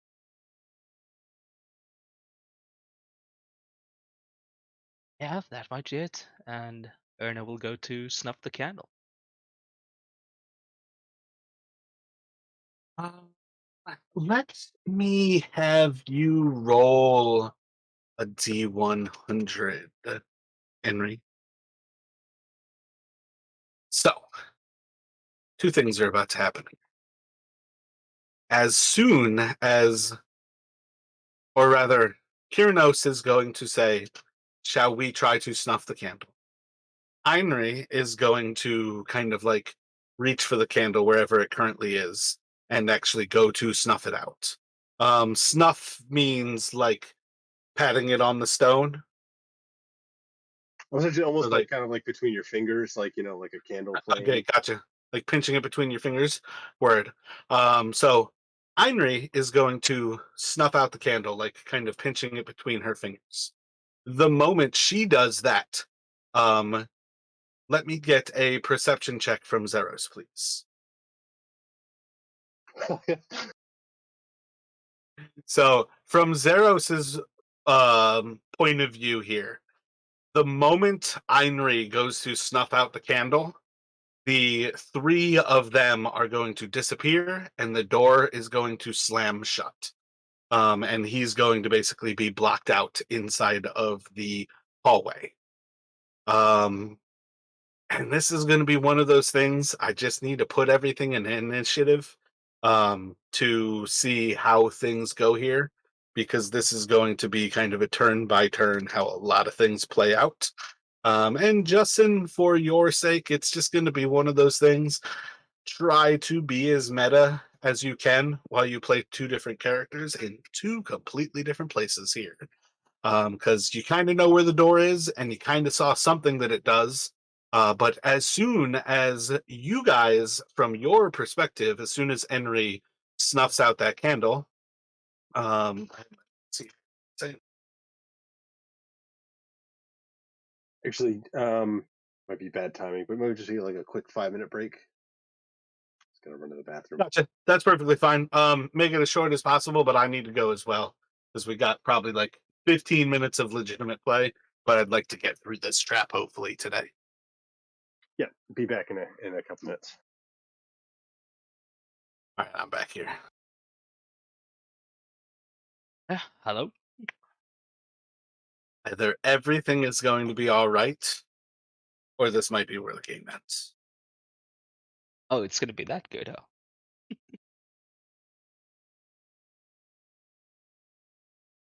I mean, one of the things I was wondering about is like, what happens if you guys get separated, and things start to happen where you don't have the clues from other people solving it kind of ahead of you, potentials. Okay, sorry, back. So, um, what are your Constitution modifiers? Kyrnos is +2, Zero. They're both +2, Kyrnos and Zeros. Yeah, both Ernie and Halser is a +1. All right. So as soon as Einrey snuffs out the candle, the three of you inside of this room are going to kind of just be kind of blocked out in darkness. You're going to immediately feel it's much cooler wherever you are. And as soon as you just go to naturally take a breath, you're in a room with no oxygen. There's nothing to breathe. You are immediately suffocating in darkness. Um, and let's see. Yeah, I think. What is Zeros's dexterity? Oh wait, Kyrinos or Einri is that's a 20. So it's definitely below. So that's the order there. So I think that's for Einri to recognize as soon as you snuff that out, you're suffocating. And we'll actually pick up with your like first turn inside of this dark room shortly here.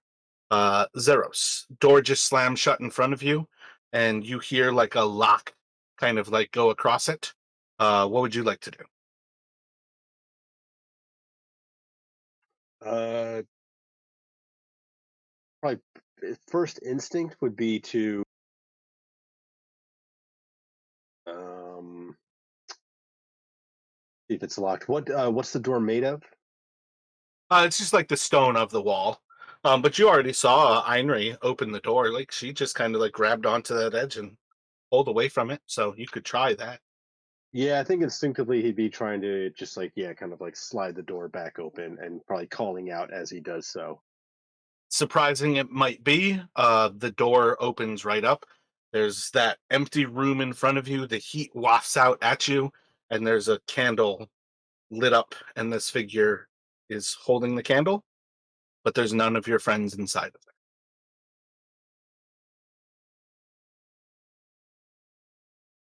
So like he'll move in and was that his action to open the door? What are you thinking, wise? Essentially he would try to cast sending to Kyranos, basically try to like ask him what happened, where are you? Mm, I'll let you mark off the spell slot. Nothing happens. Oh yeah, he didn't think of yeah, the light from Kyranos. Yeah, kind of belatedly as he tries to cast it, he realizes that wasn't going to work. Yeah, I think he would. Well, that's probably all he can do with that turn, right? I think that's pretty solid. If we give him the action of trying to cast a spell, it's definitely his object interaction was to open the door. Yeah, yeah. I'm gonna go for though, as soon as you step into this room, that door is going to slam behind you and it is going to lock. So I probably should have said that. Do you think that would change you going to sit cast sending? I feel like that's kind of my mistake there. Um, I guess if it closes right behind him, he would have. Tried to Well, he push heard it it open. lock. Yeah, but I guess he would. Yeah, I guess kind of instinctively, I think. Yeah, he would turn and try to um, reopen it if he hears it slam behind him. Gotcha. Or- So when it slams behind you and you hear like that same lock that you heard from the other side, when it happened just moments before, the door this time doesn't budge in the least bit. So you can keep your sending spell slot. You can make the decision whether you think he still needs to cast that. I don't necessarily need to take it from you here. But I do think it's important for you to recognize like something creepy happened both of these times. Two of them just happened at the same time. So you can kind of figure that out and decide for yourself. But for now, we're gonna go to Balzer to make a decision. You're in this darkness. You're starting to recognize that you are suffocating. There is no air to breathe. What are you thinking?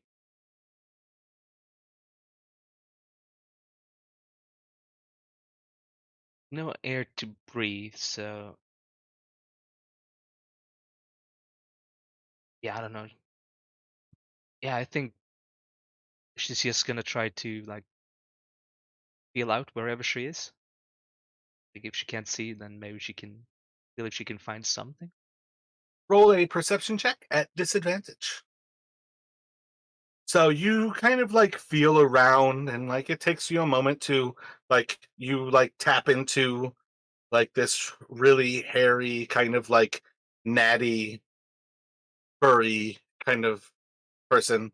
Like, oh yeah, the goat man, of course. And then you kind of like touch against like the stone wall and you can kind of feel like grooves and like markings in the wall. Harder to make out. Mm, and you might be able to like get like Einery located where you can kind of like tap between like this archer who's wearing leather and this like furry kind of goat person. And then like you're keeping one hand on one of these walls. But at present, you're just kind of like feeling around.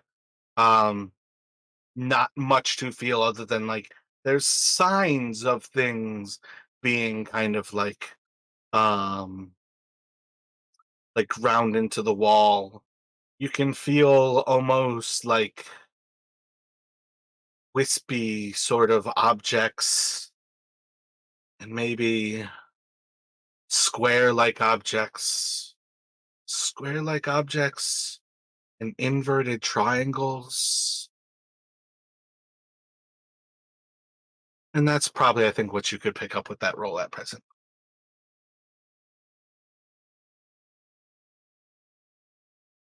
And that should take us to Kyrnos, inside of this dark room where you cannot breathe. You can feel the hand of um, how tall is Halser? Like 3 feet. Yeah, 3, 4, basically. You can kind of feel somebody who's vaguely like feeling roughly about waist high on you, getting like a lot of like hip action, and you can almost feel like the taps as Halser can like almost tap across to like Einri taps back on you, and like have a solid sense that Einri is probably to the north of you right now. Halser is probably to the west of you, but you're in some room, not nearly as hot, completely dark. What are you thinking? Yeah. So, did we feel like did we get any sense that we had moved, or just it kind of went dark and we?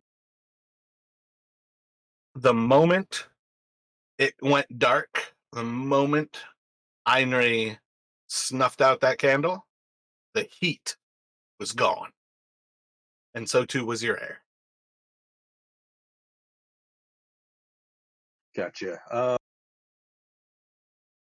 Yes, we can't see anything. Kind of with like maybe with like a little prayer, he is going to try to cast light again, thinking maybe whatever it was diffusing the room, preventing it from working before, maybe that's no longer here. He's going to try Go to and cast cast light. light, nothing at all happens.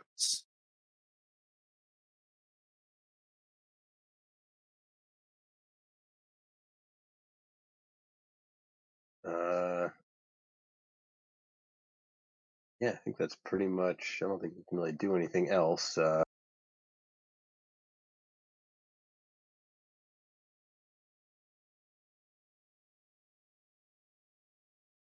Gotcha. Well, let's then. Maybe he's gonna he's going to kind of like essentially like trying to be as brief as he can, given like no oxygen, but he is going to try to inspire Ernie. I mean, Ernie notices things they miss. Maybe she knows how to get the hell out of here. So he's gonna inspire her. Is that a creature that you can see? That can hear you. When you go to speak, there's no noise in this room. There's no sound.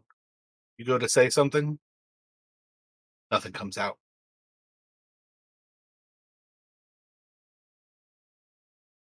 Okay. Do I still need to burn that though? Oh, that's a hard one. I guess, yeah, it's learning something. I guess that's the cost. And it will take it to Einri. Um, you already vaguely understand that there's no air in this place. What are you thinking? You felt Halser kind of like touching you. You might have felt some of the movement from Kyrinos to the south of you. But what do you think? Yeah, Erin is thinking Halser has the right idea. She's gonna try to search out the room with, well, basically feeling it out or whatever Give me a she'd like. perception at disadvantage, please.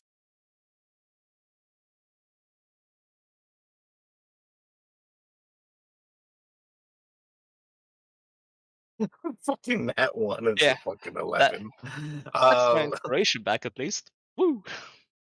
Yeah, yeah, definitely get that inspiration back. So as you kind of like feel around this room, you're gonna get pretty much similar things that I kind of like described to you. As you kind of like feel around, you can locate where the other two people are, essentially giving you a sense you're in a relatively the same position in a room. I guess you're close enough to the corner. I feel like on some level I want to give you that you guys are in the relatively same position you were in the previous room in this new room. And you can kind of basically feel that out. Like you are just as far to the south of a wall as you were before. You can feel Kyrinos behind you is just as far to the south of you as the two of you were before. And Halser is just as far like southwest of you as you were before. Um, and other than that, kind of the same idea. Like you can kind of feel like squares and almost make out like the sign of like maybe like figures. Perhaps these are buildings and it's their homes. And kind of make out the same kind of understanding that like these triangles, there's two or three of them on this wall that seem to be kind of destroying the squares. And we're gonna go to Zeros. So Uh, this is where I don't want to say that you have to use the spell. You are welcome to treat this kind of ignoring the idea that like you now know you're locked in this room. Because as soon as you step through the door, it slams shut behind you, and that same locking sound you heard before now has you sealed in here. It's up to you how you react from there. yeah, and I think and he did see, he did watch Uranos You with had the plenty light of a couple reason. times. Yeah. Yeah, Uh, yeah. So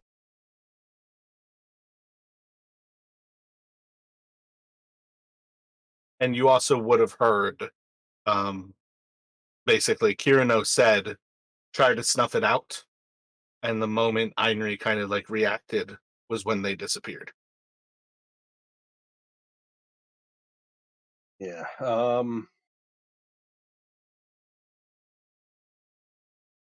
So I think Zeros is going to try to start maybe feeling along the walls here, trying to look for any sort of uh, like um, like He's not in darkness unless you don't. Oh wait a second. Yeah, yeah. There's the candle in front of you. That candle is burning in front of him.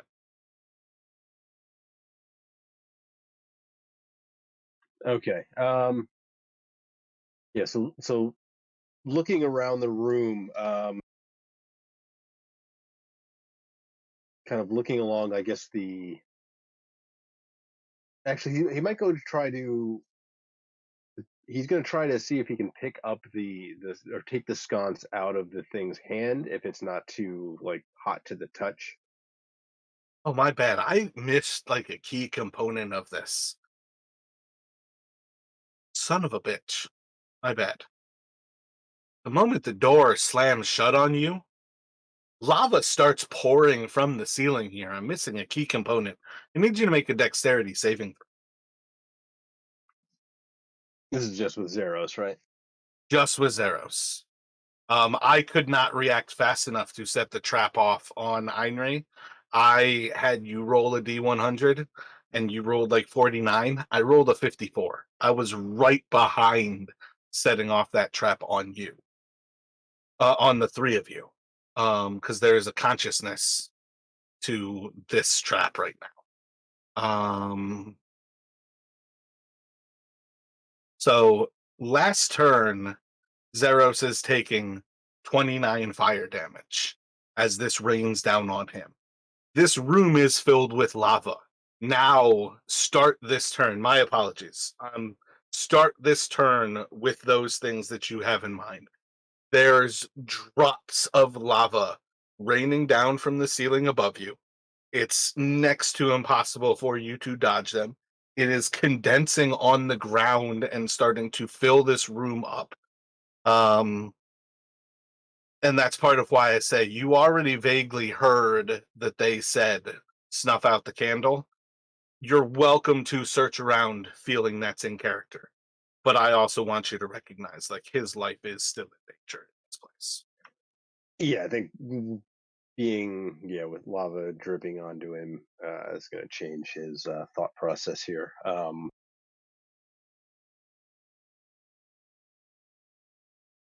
Yeah, I think he is going to. They disappeared right after he heard that, so a few more seconds of this, and he's going to go.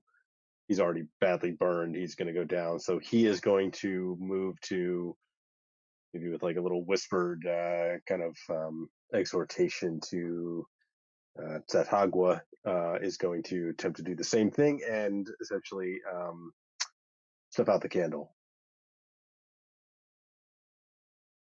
Same thing, you're just pinching the wick.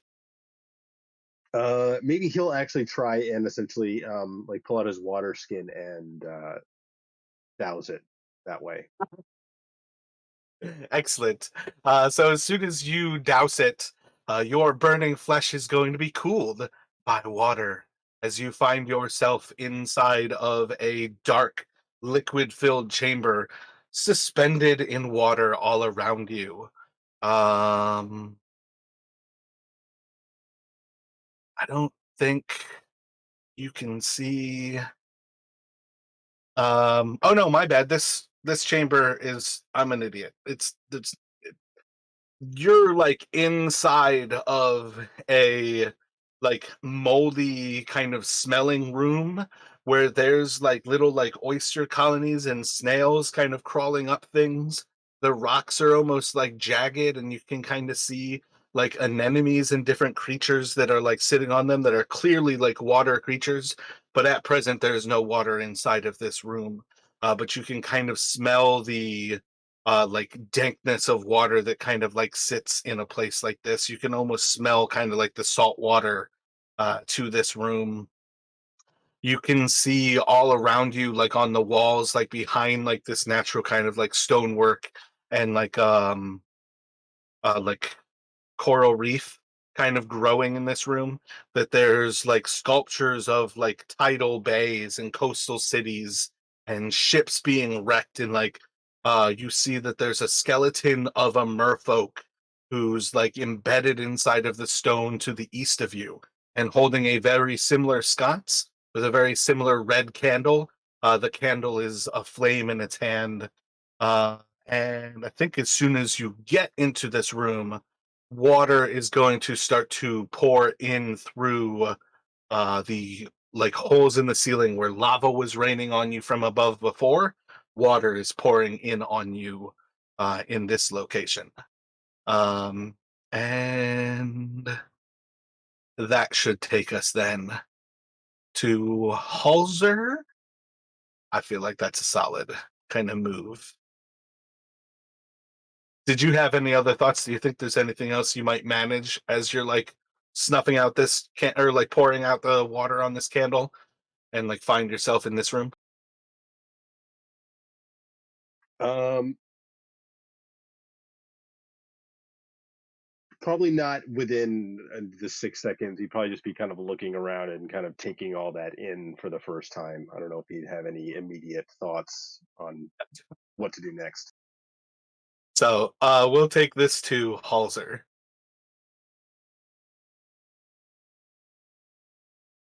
Still in darkness, still feeling around.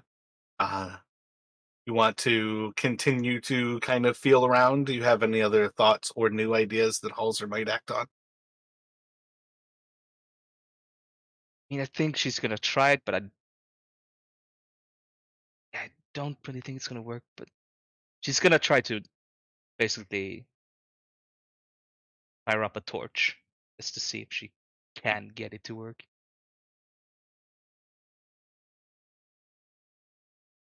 So I am pretty sure flint and steel would spark,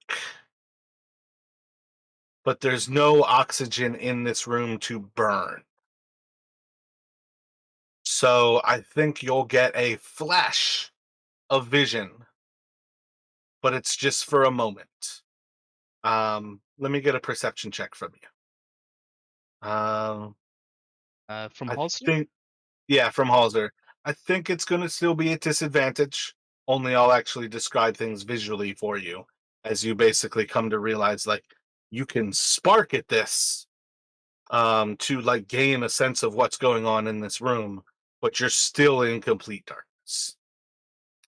So yeah, as you kind of like spark against your flint and steel, you're there's no chance that you're gonna um light the torch because there's nothing to burn to sustain the actual fire. Uh and I don't know how to really fully describe that other than with that knowledge kind of thing. But you can basically see as you're like choking in this room that the murals are of tornadoes ripping apart like homes, and people are fleeing and running. And then you spark again, and like to the south of you, there is a bird like creature with like a beak for a face, and you can see one of its arms is almost like a winged arm.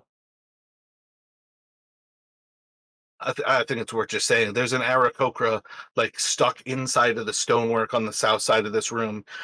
It holds like a sconce in its hand, and there is a red candle that is not burning. And like another spark, and you can see like that's pretty much what this room is. There's these murals of tornadoes like running through these towns and killing these people, and then this dead Aarakocra kind of like stuck in the stonework to the south of you.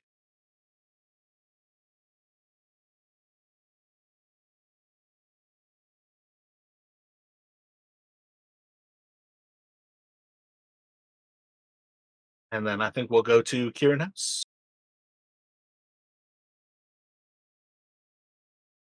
Um, so do Kyranos and Ernie see this, or is this just essentially only quick enough for Hauser to actually see their surroundings because they can't communicate, obviously. With the actual flashes, I feel like that passes enough that you guys can all basically recognize like there's no more need to like feel around on the walls to recognize that there's these carvings there. You can see it's like tornadoes and homes. There's no longer any need to feel around to see if you guys feel where this Aarakocra's bones are. There's an Aarakocra kind of like behind you on the wall. Um, how you see it doesn't necessarily matter too much. But I feel like that's one of those things where the sight is a little bit more that you can gain rather than like simply like halls are kind of feeling something that's next to impossible to communicate where you don't have words.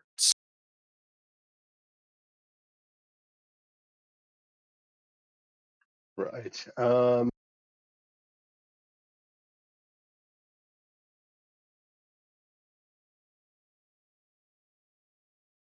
Hmm.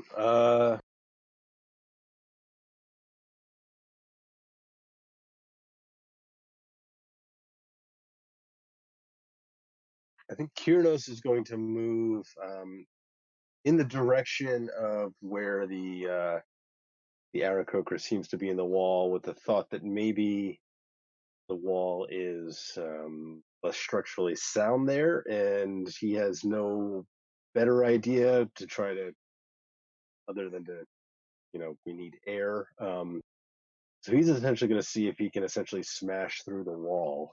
Um, no idea kind of where he is. So um, yeah, I mean he's got magic doesn't work. No air to light a torch to get any better sight. Yeah, he doesn't have any better ideas at the moment.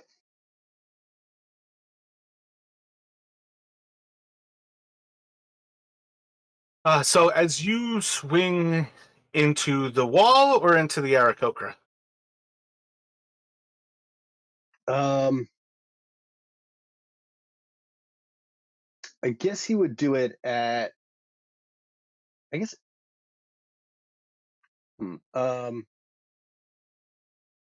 Maybe into the Aarakocra.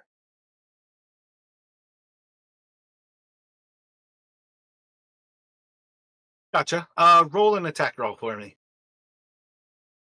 And I assume this would be a disadvantage since he can't see anymore. Yeah, that's such a weird thought. Yeah, disadvantage. 17. Like, can you hit a brick wall in front of you when you're in a room that is only the size of your swing?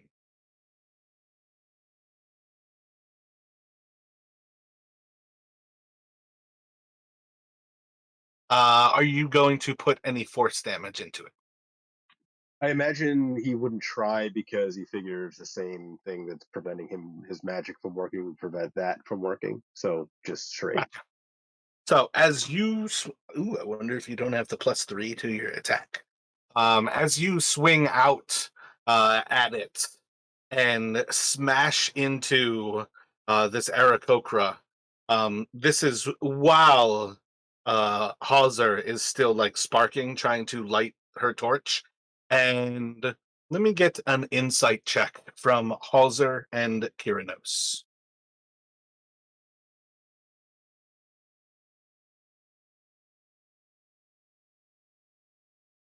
Hauser doesn't quite pick up on it, almost with a little hope that like this little bit of like fire catches and almost like runs through like the actual like top side of the torch. But Kyrinos, you kind of pick up this little bit of a thought. That torch almost lit. Smashing the Aarakocra, oxygen released into this room. There's oxygen in those bones. And we're going to go to Einri.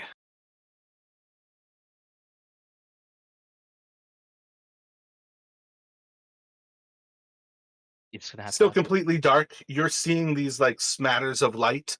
You see where the torch almost catches for a moment while Kyrinos is like smashing into this Aarakocra. But it's like just for a fraction of a second, and then the torch goes out.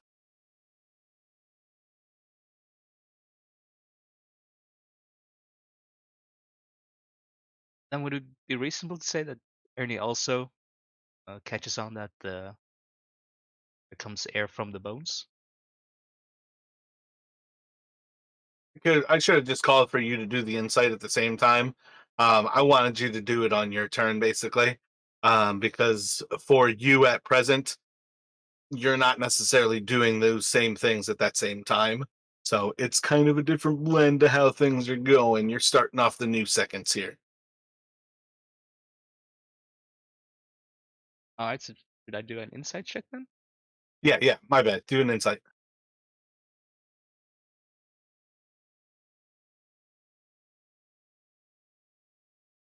Yeah, I'm just gonna kind of put you at like you might recognize like that hopeful moment where it's like, oh, the torch almost caught there.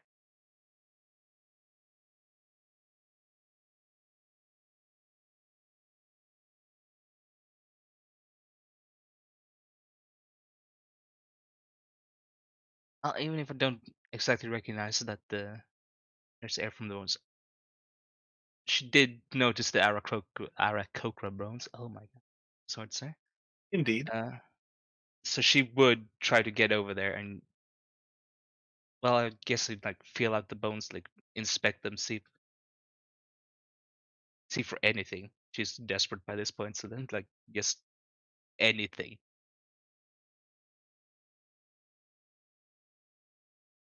So as you get up to that wall and you start to inspect some of these bones, roll just trying to like I feel like this is kind of like say investigation as you're just like feeling around the broken bones. Yeah. Yeah, give me an investigation. Same idea. It's going to be a disadvantage at present as you're just using your feel for touch.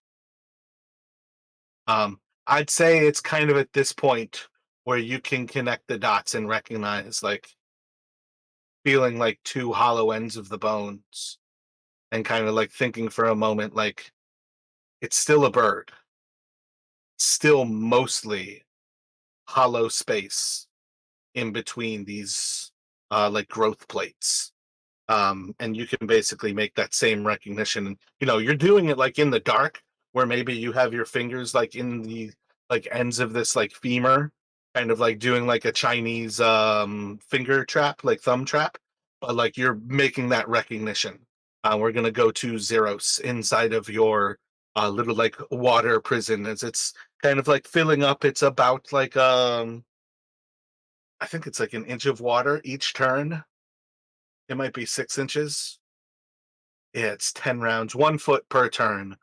So the water's like already like say 16 inches and it's kind of like rising to 18 and it's gonna get to that like 24-inch mark by the time it gets to the end of this like little moment here.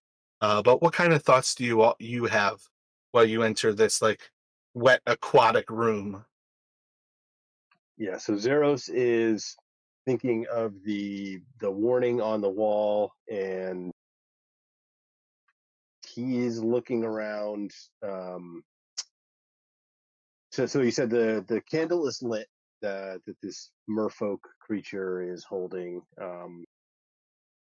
It's kind of incongruous in his own mind, but he's looking around to see if there's anything to eat.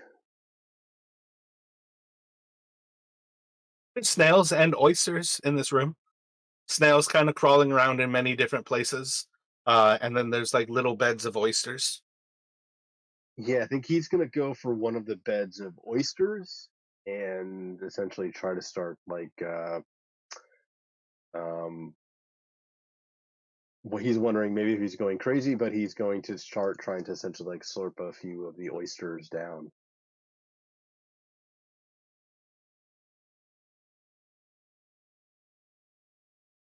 The moment you like go to like slurp down this oyster, and you're like kind of like mid, you're going to like feel like the oyster kind of like start to slide into your mouth. And in that same moment, it's going to get completely dark around you. And you're going to immediately feel like there's no air coming into your mouth. Ah, I did not mean to reveal all that. I didn't realize I was still on the nothing to see there. Definitely not a genie who you shouldn't know about.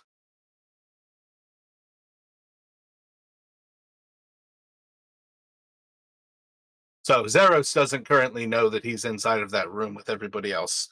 But Zeros, you are now in the room with no oxygen. There is no light. As you like slurp down that oyster, you're gonna immediately start choking. And we're gonna take it to Halser. Uh, Also, don't necessarily know why, but your torch did try to light, and it almost like held for like a second and a half. What is Halser doing? Like so crippling, Chris. Like not allowed to do anything interesting yet. With that like bit of a hope, she is gonna try to like still keep igniting it at least a bit more. So she's gonna be like striking. So let me get a perception check from you. Disadvantage or normal roll? Not a present. I'm just gonna go for a normal here. when you spark the first time, you see Einri has like already approached like the corner of the room, and you're seeing Einri almost like pointing her two fingers like into this bone, and just kind of like in this recognition, these bones are hollow. And then all of a sudden you notice Zeros is standing right next to you.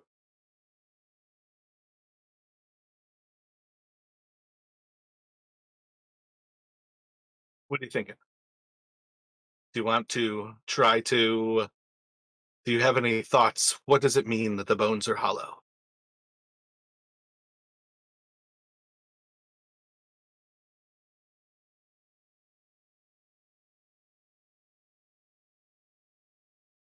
I think. Can I put that to an intelligence roll for Halsey? Just to see if she like connects the dots. Gotcha. At Or that point, like that'll be your actual action, but you can roll an intelligence. At very least, next time you might have the answer.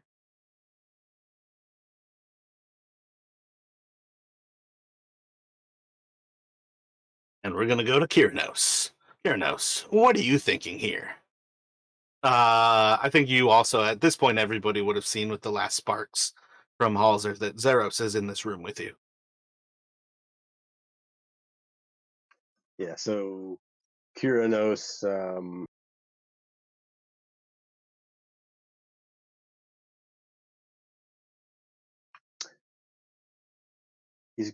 and you said the candle in this place was empty. Well, it was unlit, right? It is indeed.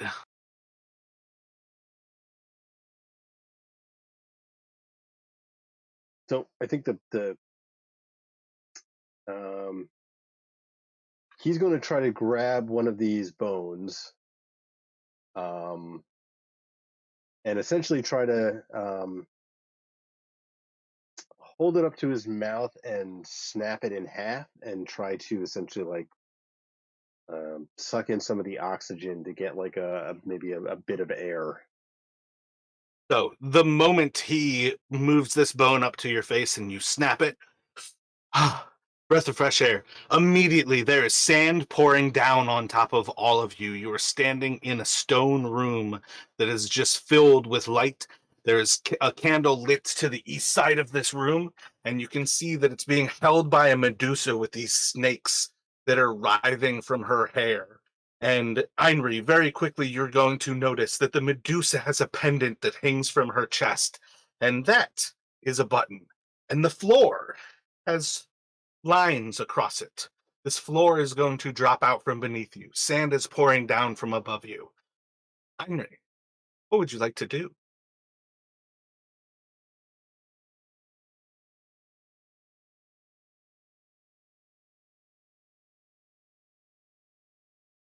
oh, if I noticed a button on the Medusa's head, she's gonna try to press the button. When you go to press it, it doesn't move. Maybe it's broken. Perhaps something's wrong. It's kind of a free object interaction just to try to press it. If there's something wrong with it, do you have proficiency in thieves' tools? You might be able to fix it. I do, and I actually have thieves' tools as well. As well. So as you kind of press it, like maybe there's something stuck in it. You pull out your thieves' tools. And you can give that a go to see if you're able to repair this or in some way make the button function for you. Hmm. That is where we are going to end this session. As you guys pop up, you are inside of a room that there's a sarcophagus in the center of. There are terracotta warriors to your right, left, north, south. All around you, this room is filled with these different stone warriors. And you can see the glow of three different fonts, one to the north, one to the south, and one straight ahead of you to the east. And all of you are just standing at this doorway where the Medusa draws up into the sky, the sand above you, or draws up into the ceiling, the sand above you stops pouring, and you're looking into the tomb of Shigambi. And Wango is currently in Ainri, right? Yeah. Wango, as you pick this like Medusa's emblem and see all of these terracotta warriors in front of you, need to smash and kill as many of them as we can. Now is the time. And we're going to end it there.